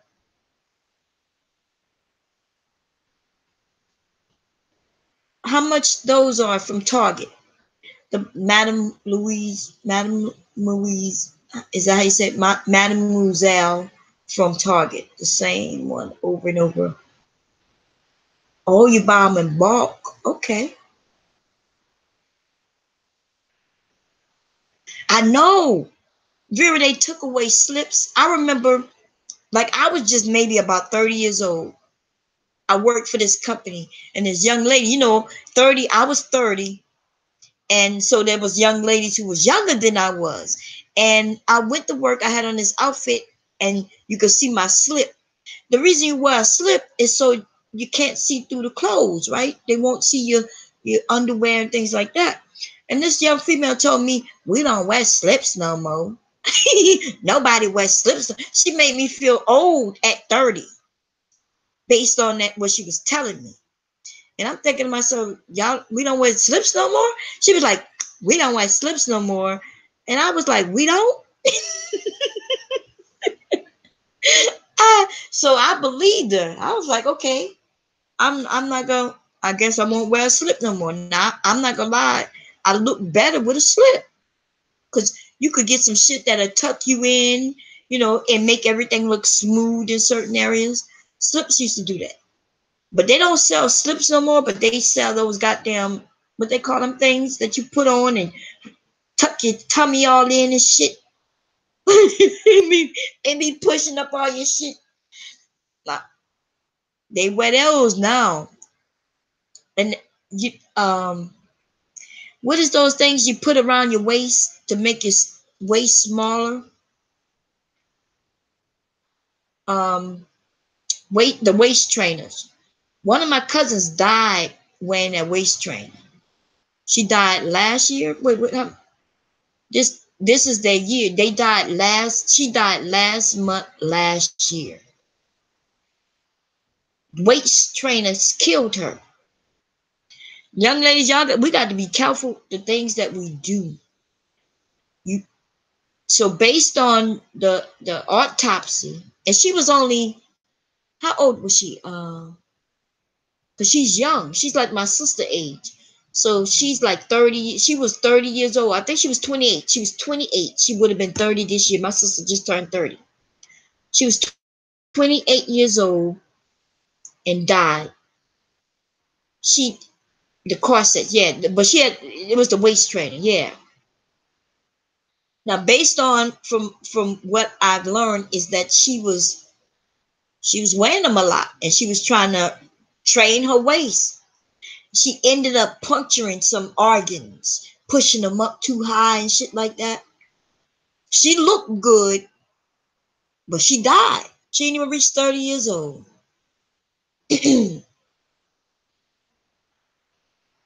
See, that's the beauty standards. You end up killing yourself trying to meet these standards. And these men don't really care about all of that. Oh my, guess I'm a yeah, girl. Do not be putting on that shit to be trying to train your waist. It was on the news a few times where the women was killing themselves. They say that this waist trainers, it was actually pushing organs. The reason you was able to get your waist so small because they're pushing the organs out the way. Like, damn. Vera says she gonna stick to her supportive panties. That's what I'm saying. Do not die for beauty.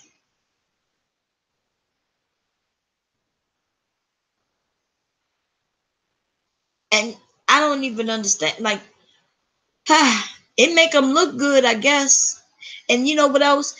If I could tell the young ladies stop getting those butt injections, that shit. Let me tell you, me having the big boobs, the pain didn't go away because I have a big butt. So imagine, like, I have a lot of back problems because of my butt. I'm telling you.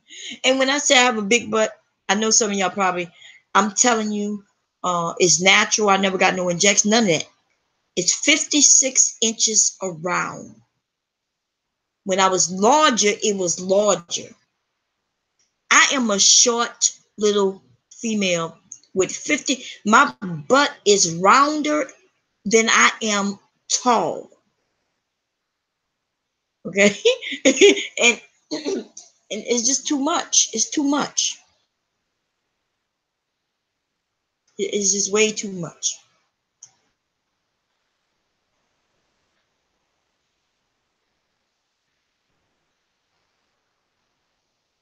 Yeah, them fake, but when they have on their clothes and they have them thin waists and shit like that, they kind of it looks when it looks good. It kind of give you that. Remember that Betty Boop type of look.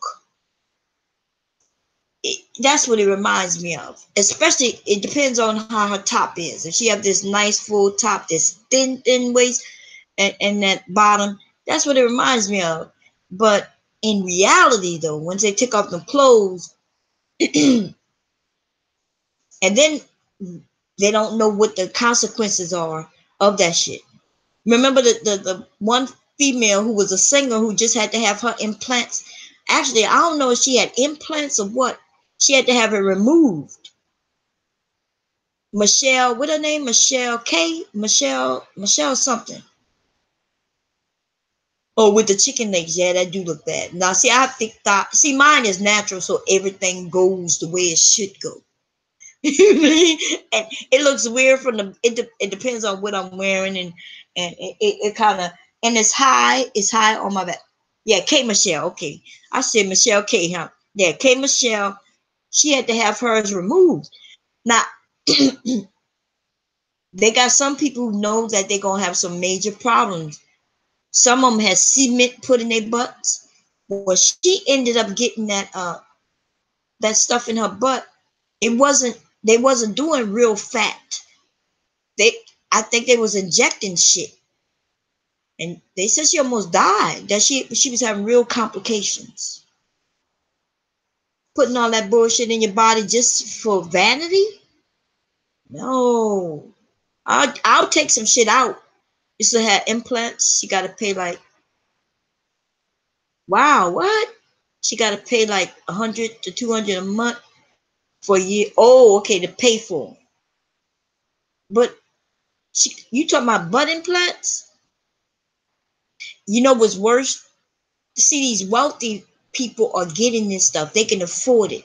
They can also afford to take it out when they need to take it out.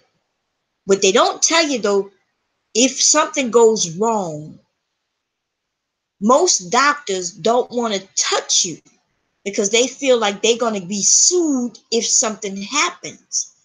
So the regular, if you end up getting some implants by a doctor and that doctor end up going out of, getting sued and they can no longer practice, it's hard to find another doctor to come in to take care of you when you have issues. Okay, Michelle says she didn't want to look at all how she used to. Makes me sad because she was beautiful. Yeah, but that's what society does, right? Vera, they tell you that you're not beautiful the way you are, so you then start changing yourself. And people who have money, they can pay to change themselves. They'll go and get bigger boobs, or they'll go and get the butt implants. They'll go and lighten their skin, put the injections in their lips and face and shit. That's, look at old girl. What her name? That rapper? She looked like a whole fucking messed up shit of surgery. Lil Kim. Lil Kim don't even look like she used to. And Lil Kim used to be a beautiful sister. Lil Kim looked like somebody, one of them goddamn gremlins. And then on top of that, she turned herself real thin. Now, mind you, if you see Lil Kim in person versus the pictures, in pictures, you might be able to say, okay, she look a certain way. In person, she looked straight fucked up. In person, she looked like somebody fucked her up. I seen her in person. In the pictures, it's worse in person than she look in pictures. They just letting people mess them up.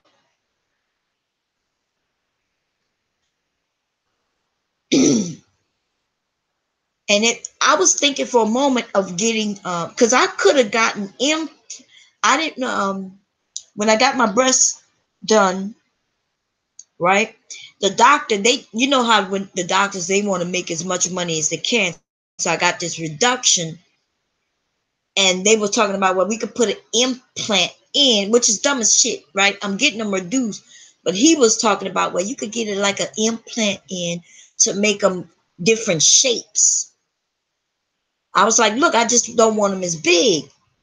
He was like, but still, you could still get them reduced, but you might want to shape them up a certain way. And so it says I'm not naturally shaped like a what they call like a pearl drop. Because he showed me all these different shapes of women's breasts. And I was like, Dad, they had some nice ones. But I'm like, look, the insurance paid for my reduction, but they wasn't gonna pay for no pearl drop. And I wasn't gonna pay for no pearl drop neither, because I'm just not gonna do. It looked cute in the picture, but I just didn't want. I don't want none of that stuff in my body. I don't trust shit. And especially and one of the main reasons in my family, breast cancer, not just breast cancer, on my mother's side of the family, every single woman has had some sort of cancer, right? My grandmother and her sister, and my grandmother had, I think, 6 daughters, 6 girls and 4 boys, and every single one of them had some type of cancer scare, whether it was bone cancer, cancer in their intestines. One of my little cousins, when she was 19, she had breast cancer. So I'm one of the people every year I have to get a mammogram every year just to make sure. But then what do I look like going to get some implants just to make this shape when I know that I'm going to always be getting my breast checked for cancer? Yeah. Vera, I like getting me a bra that keeps them up high. Yes, Lord, I'd be like, yeah, them girls sitting up high. If I can get them high enough to sit me in the chin, I would. But when they were bigger, they used to hit me in the chin. When they was much bigger, they used to sit up pretty. You want the girls to sit up pretty. That's when you're younger. But now that I'm older, I don't really care about that. I just don't want them to be laying on my belly and shit. I don't want them to just be laying. I don't want to go out in the public with them sitting on my belly. Okay, I need them to kind of sit up a little higher.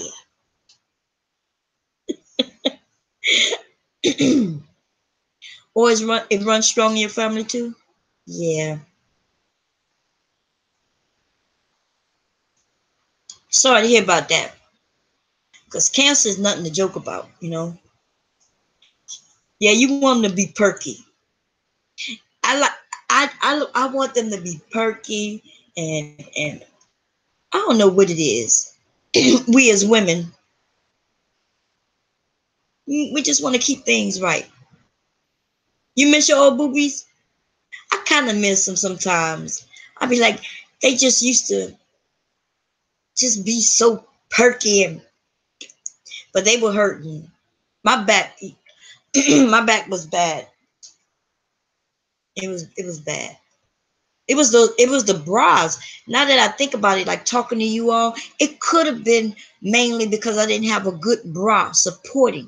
But then also it was very painful. Back then, they did have you could spend good money for a bra back then. But still I would end up with these imprints and the pain on top of my shoulders from the bra.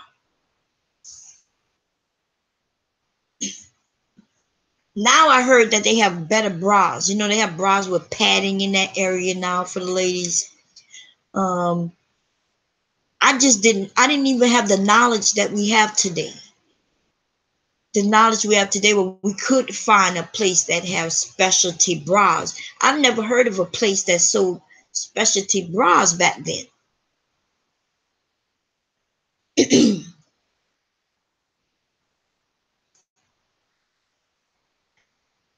So I don't know. Now, since it's mostly ladies in here, I'm I started my girly my womanhood when I was 9 years old, right? I was 9 when my menstrual started. Now they still haven't, like, because I do the research. I've been doing the research on fibroids for a while.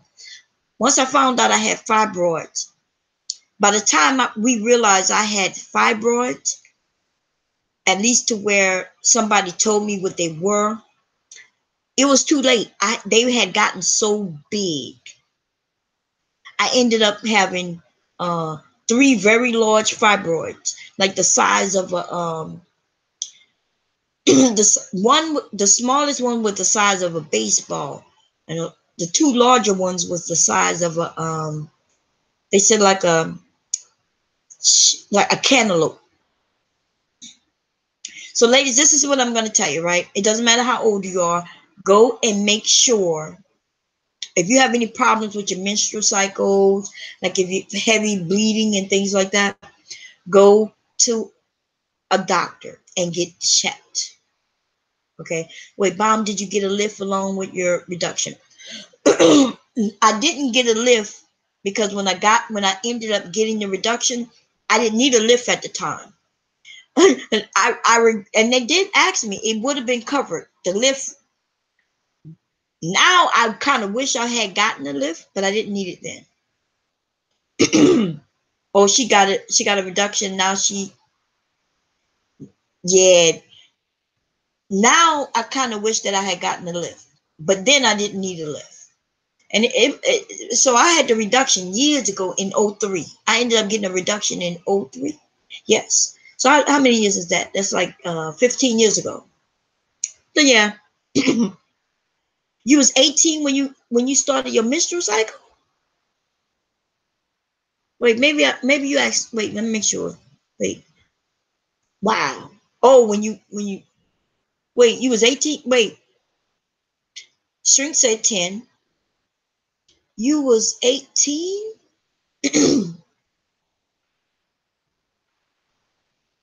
Wow. But at least it started though, Vera. Because I had an aunt. Actually, she was a late starter neither. She ended up not having children.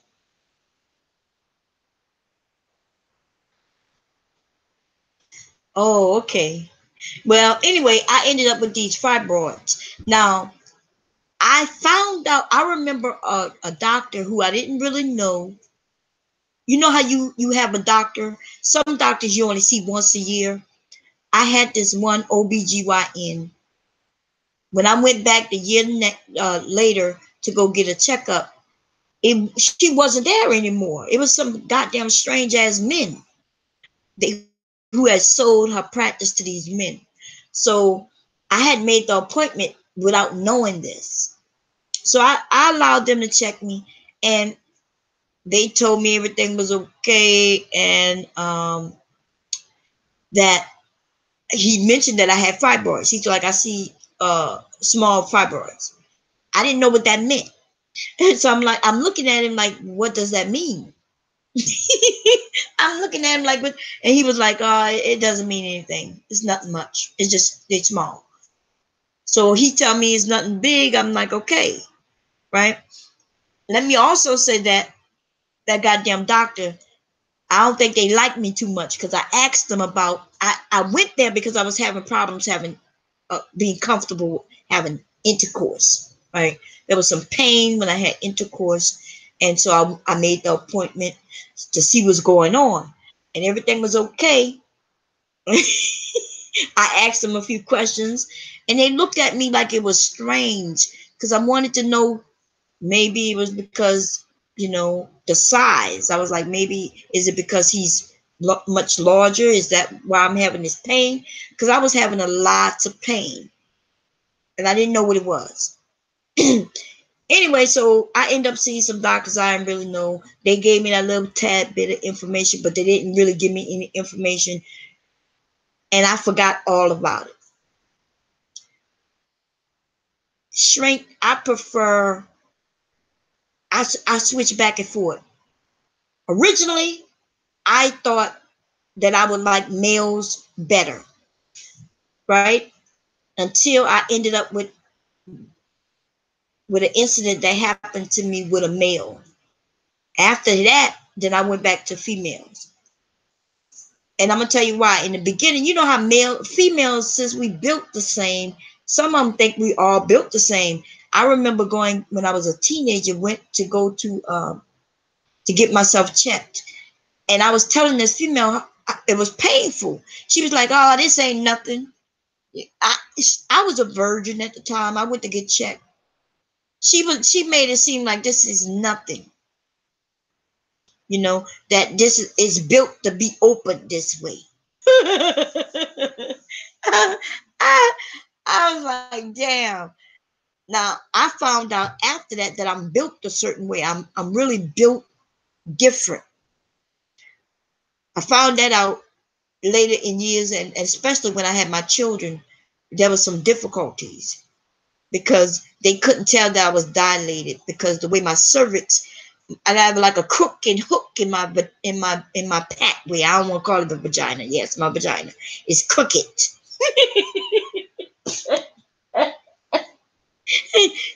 You go in and you could take a right.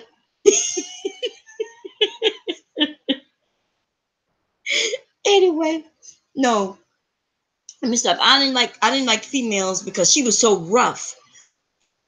Then I ended up going to emergency room in the military. I was in the military. I go to the emergency room. Because I don't know what's going on down there. And this doctor put this thing in me the wrong way. He's a male. He puts this thing, it's just him. He puts this thing in me, right? And I'm all uncomfortable and almost in tears.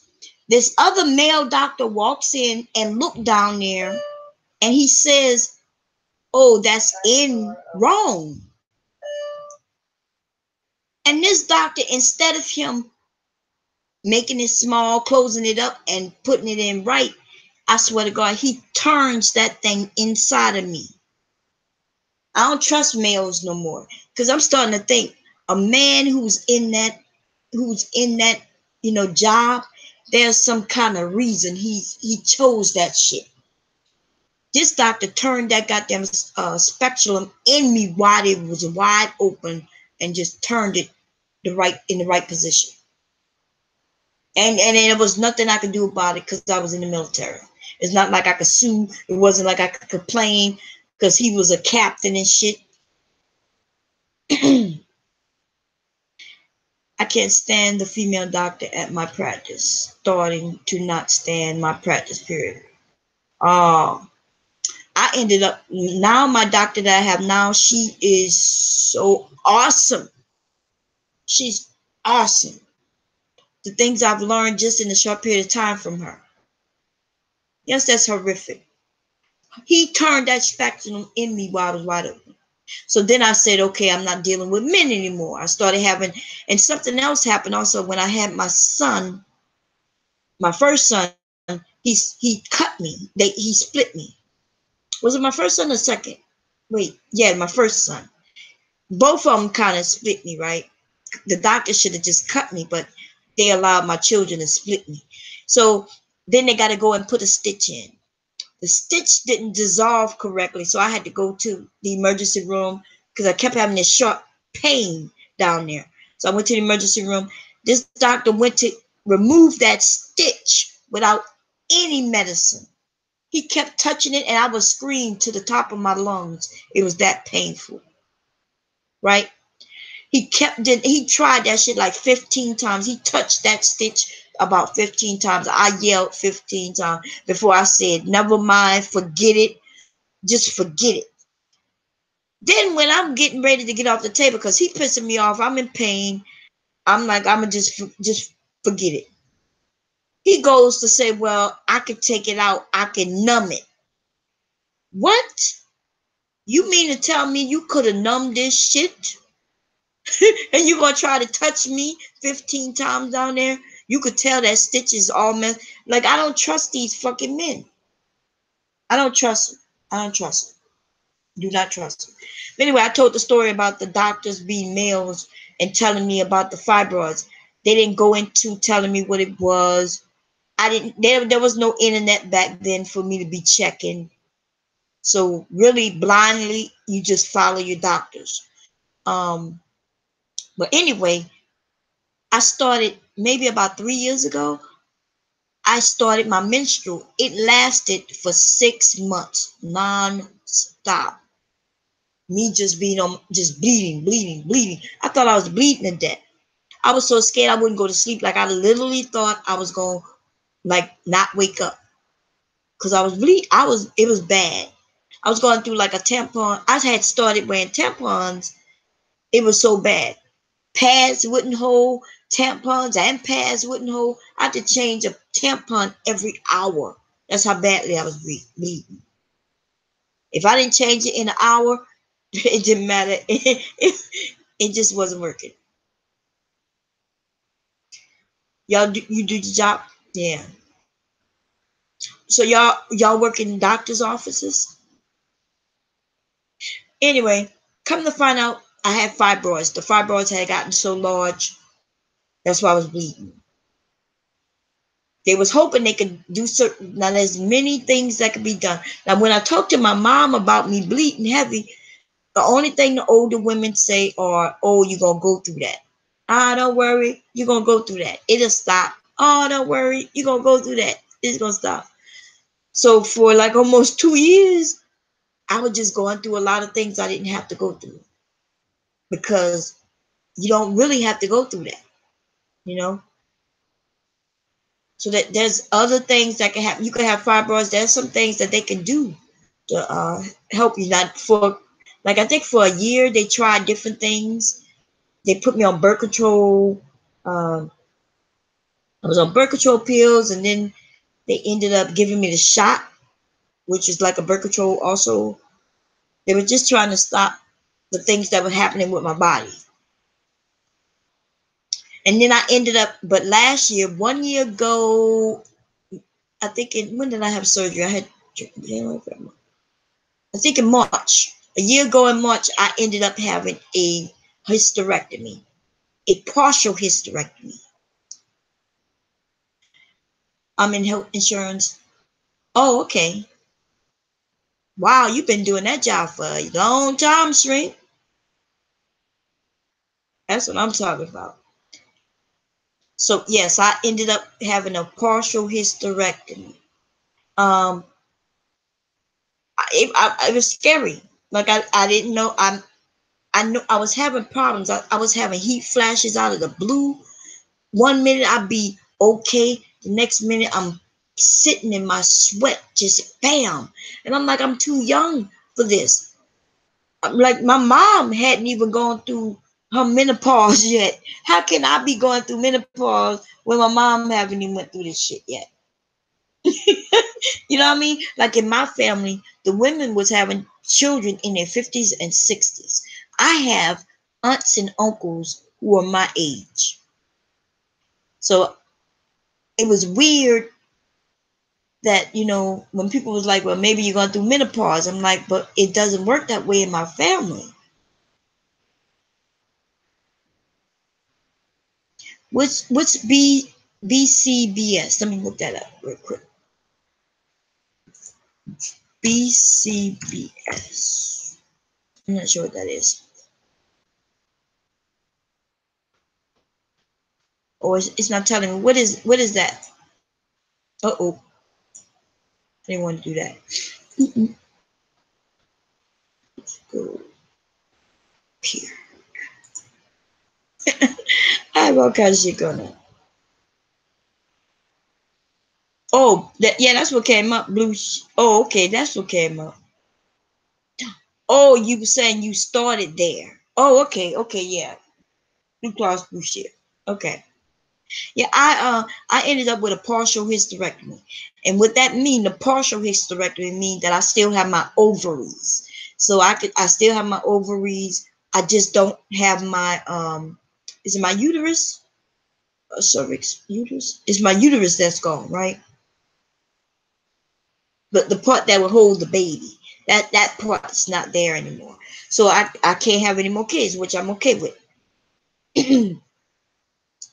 um Yeah, I heard that it would have been harsher if I had to get my ovaries removed, but they didn't have to remove my ovaries because they were healthy. But I was like, look, whatever you could take away, take it away. And then I started doing my research, and what women were saying, when their ovaries are gone, you sometimes have to get hormonal replacement. I was like, well, I don't want to be growing no beards and shit like that. You know what I mean? Like I don't want to. But I actually gave birth to my uterus. Like that's how they take it out. They take it out the same way you have a baby. Unless it won't come out, then they'll cut you and take it out. But I was down for 6 months, for 6 weeks, just by having the regular procedure. If they would have had to cut me, I would have been down for even much longer. So, oh, is that what it was? You oxygen then? Yeah, I would have had it's like hormonal replacement, different things that I would have had to take to make sure you don't grow hair and a beard and deepen your voice and all that. I was like, damn, I'm gonna have to go through all of that. But if that's true, why is that what happening to older women? Who in the hell is calling me? God damn, these people don't stop. Yeah, estrogen. Like I would, yeah, I would have to take something to make sure that I don't. I don't know. I was like, so she told me if she didn't see that I had any cancer or anything was wrong with them, she would leave them there, which I was grateful for. Yes, so I don't have to worry about the monthly things anymore.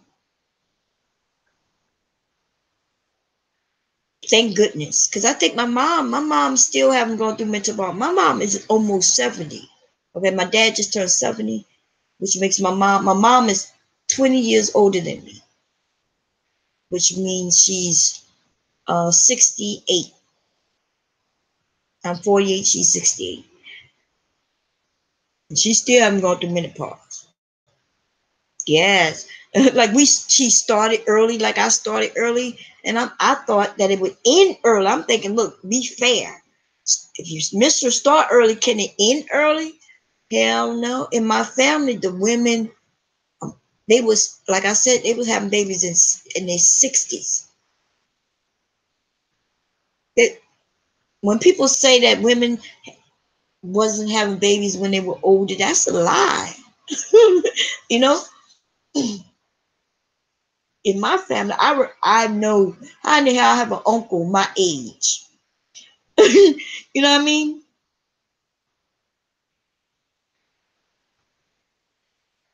My grandmother, they were still getting it in. They were still getting it in. Lord have mercy. Yeah.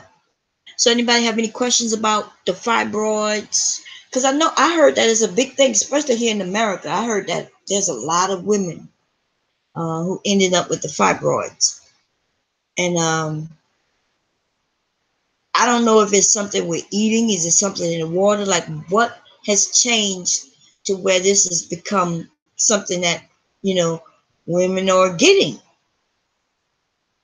Now I've heard some places they say where they can shrink them if you eat certain foods and not other foods. I don't know if that's true or not.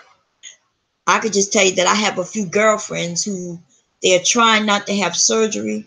They're trying to reverse it by listening and reading these books, and it's not working for them.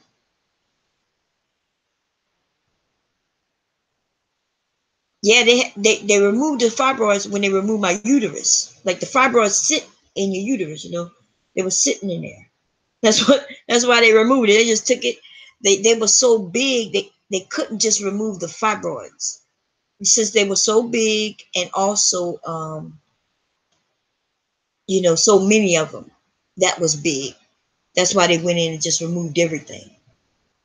That was not, see, they could. I had the option, but they didn't really want to take it serious. The option to just go in and try to remove these fibroids. But then they had when you do that, the chances of them growing back, you can end up getting them back. So they could have took those fibroids out, and I may have been growing them again. So she was like, "Look, because they're so large, it's just gonna be easier for me to just go in and take everything out." I was of an age where I didn't want any more children. You know what I mean? And I'm gonna be honest, the thought of me not having to have a menstrual anymore, that was a that played a big factor in me allowing him to give me this hysterectomy. If it wasn't for that, I don't know what I would have chose. You had a friend that had great foot size one? Yes. It affects you mostly because, like I said, that was 6 months non-stop. Ladies, think about that. 6 months non-stop menstrual cycle.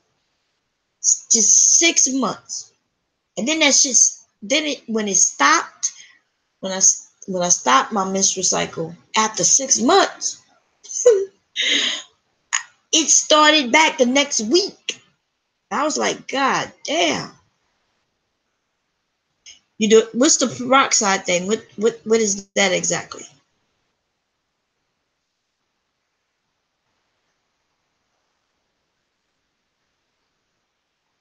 So if I had to do it again and I had the knowledge and the information like the internet, I would do my research and see what causes, what causes fibroids, and maybe I'll stay away from that shit because I don't know.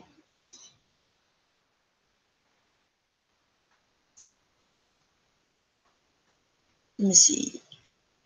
Is there like a peroxide thing that helps stops the fibroids?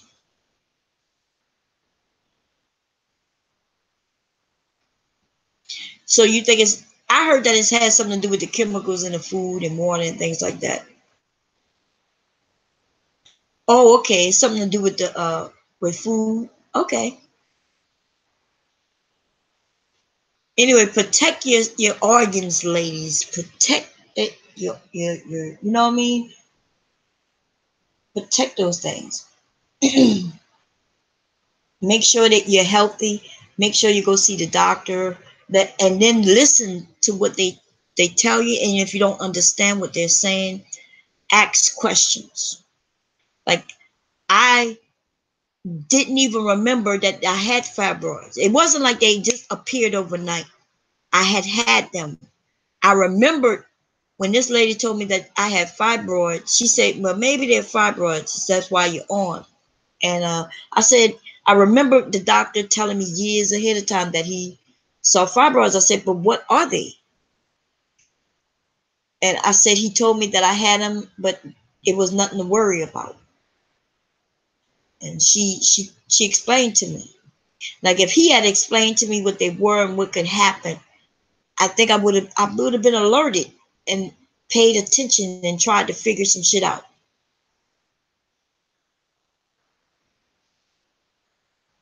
Oh, it's like a detoxing. Oh, okay. Is it working for you? The detoxing?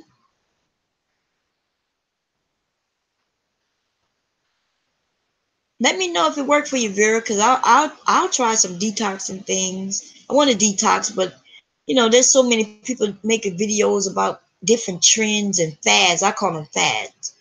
You never know if that shit gonna hurt you, harm you. So I just say, look, I just don't be trusting people. And so, ladies, get yourself checked out, um, and stay on top of it. You know what I mean? And if you find out that you have a fibroid, find out the things that can help reduce them, shrink them if they can be shrink, or to keep them the same size. You know what I mean? Because I had a hysterectomy. That is a serious surgery. Like it was, like I said, I was out for 6 weeks. I couldn't go up and down my stairs. Like they wanted me to actually stay in bed for 6 weeks. um, so if I had had a job, it would have been difficult to do that.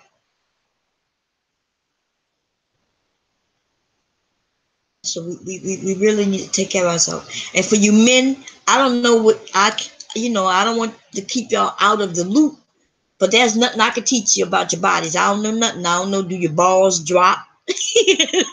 I don't know what happened to the men. Okay, maybe I'll one evening I'll have my husband sit on side of me and we'll have a whole conversation where y'all gonna ask all kinds of questions. Hi, KD. How you doing? Oh, you have 5 fibroids? Mm. What is? Are you having any like issues with them? Are you keeping an eye on them? How old are you, KD? If you don't mind me asking. How old are you?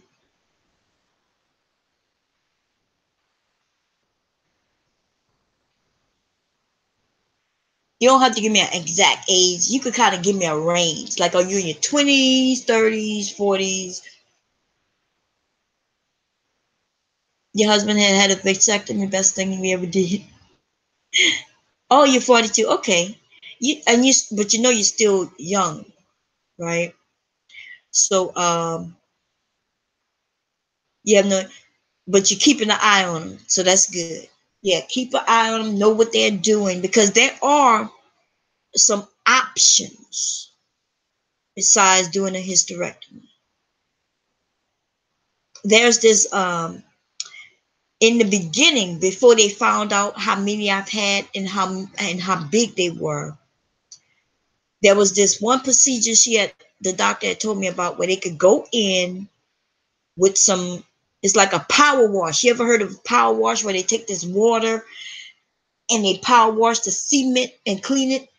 Well, she told me that they would take some water and go in and power wash my coochie. Now that's the way I term it, but basically it's some way where they take water and they go in and clean things out like that, right? And it might break some things up. It might break the fibroids up and so they can wash out. Or but yeah, the way she was telling it to me, I called it like power washing my coochie out. When I was trying to explain it to my husband, I was like, "They gonna go in, baby." I said, "It's nothing serious. They gonna go in and power wash the coochie out, and everything gonna be okay." I forget what it's called, but basically what she said was that they would take the water. Good night, shrink. She said refreshing sound. She said they were gonna go in with some water and kind of literally take it and put and whatever's there, you know. And I think, from my understanding, that option might have also made sure, where my menstrual, I wouldn't have had a menstrual anymore. And it was the simplest of the three. She gave me three options. That was one. That's the one I was shooting for. I was like, yeah, I'm gonna go get my coochie power wash. But then when they found these fibroids and how big they were, that option was no longer viable. I don't think the power wash was big enough to break up these big ass fibroids. So there are different options. Make sure the doctor, if you ever have any problems with the fibroids, like heavy bleeding that lasts over a certain amount of time, do not put up with that. It's horrible. I literally felt like I was dying. I was messing up my clothes. I was scared to go out and go anywhere. Cause I remember once I went somewhere, I forget where I went. I sat in this people's chair. The hard ass chairs you go when you go somewhere, they have these hard chairs. I sit in that chair and I had went to the bathroom before I sat in that chair and did what I had to do to make sure everything was okay. Check my clothes like I had to. I sit in that chair. I sat in that chair for maybe 30 minutes, waiting for these people to call my name. When I stood up, bam, I had messed the chair. And for me to mess the chair, that means I messed up my clothes. So how embarrassing is it that I had to get up? I had to ask my son to run to the bathroom and get some napkins really quickly so I could wipe this crap off this chair. It was horrible. It was embarrassing. It was horrible. I was scared to go places. I was scared to go. My iron was real low. I felt weak. I just felt, and then on top of that, Vera, I just knew I was dying. I couldn't believe so much blood can escape from your body. I was like, I'm dying. I'm like, I'm bleeding to death slowly. And nobody wants to act like I'm really dying. So it was terrible. It was real bad. So young ladies, just know If you go through any of this, go get checked and listen for the options. Maybe I'll do some research and figure out, because I know I did the research, but it's on my desktop, the options that they gave me. That's what they call it, flooding. Have you ever experienced any of that? It was bad. When I told her that I was going through, like, I never wore tampons ever in my life. I had always been scared. Plus, I could never get them in, right? The way I'm built, tampons was just never an option for me. But I had no choice in the matter. And I was going through these things every hour. Every hour. Most people, you can wear a tampon all day. You're not supposed to go over 8 hours with them in, but most women, you can put one in and go through your whole entire day. Not me. Nope, not that. I just go and change that shit every hour. Every hour. 6 months. We had to go and buy a new mattress after everything, after the surgeries and everything. We were like, look, we're gonna buy a new mattress. I just couldn't do it. Oh, okay. KD, go in before it get too bad. There are, like, but you're still young. Like, if you plan on having more children, definitely don't look into the hysterectomy. Like, don't look into that. That should be a last resort. Um, only if necessary. But there are some other options though that can stop it, and you might want to look into that.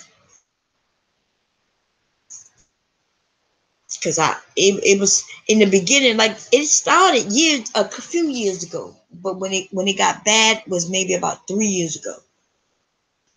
It had gotten so bad I started seeking.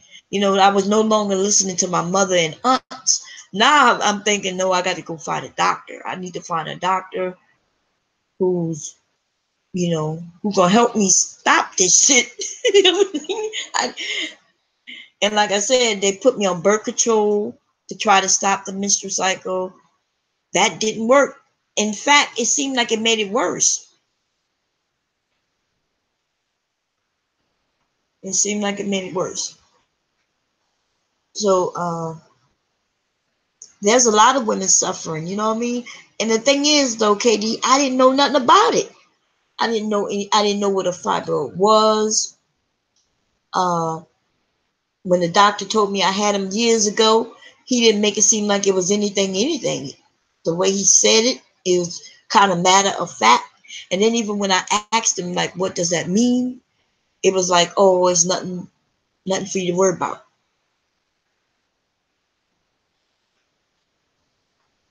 Okay, I'm about to sign off also. And I thank you ladies for hanging out. Vera, do you have a channel? Let me go check out. So, if you ever have any chats or anything. I think I'm subscribed to everybody else. Let me go subscribe to you as well. Let's see.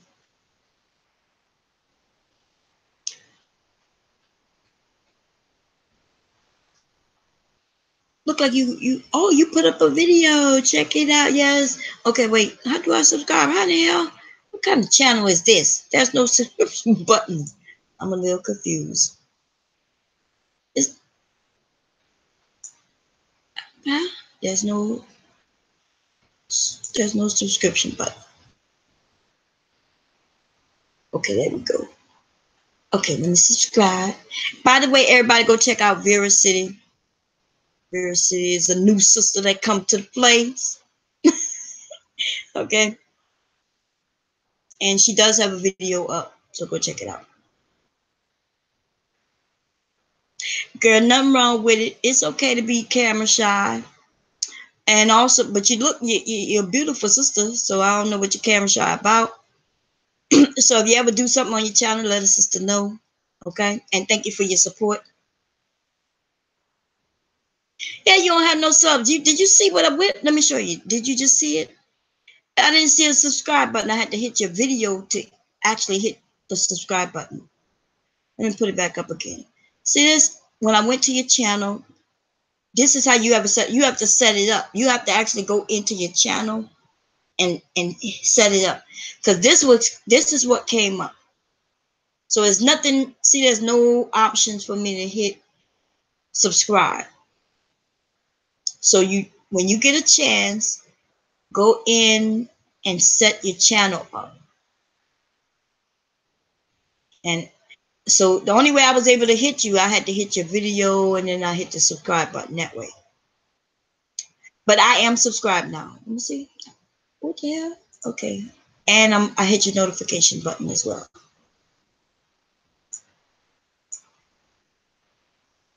Anyway, everybody, anybody have any questions, comments? And we'll do this again. I think I want to do like woman to woman type of things where we could talk about medical, we could talk about marriage if y'all want to, and we could talk about jobs, and careers. Because some of you have some good jobs. You know what I mean? Some of you been on your jobs for a while. I think it's a great idea. And men, for you men, you could join in as well. But I don't think y'all want to talk about the women and their health issues. Anyway, so you all have a good night. I need to go cook dinner because my husband's going to be home. And I'm not going to be able to use the internet excuse. I'm going to be like, baby, I'm going to blame it on you, Vera. Are you okay with that? I'm going to say Vera City, I'm going to be like, she kept me online all day, baby. I forgot to cook dinner for you. I'm going to blame it on all of you. I'm going to say KD, my sis KD, she wouldn't let me go. Anyway, you all have a good day. Good night. And I'll see y'all all later. I'm out. How do I turn this shit off? Here we go, right here.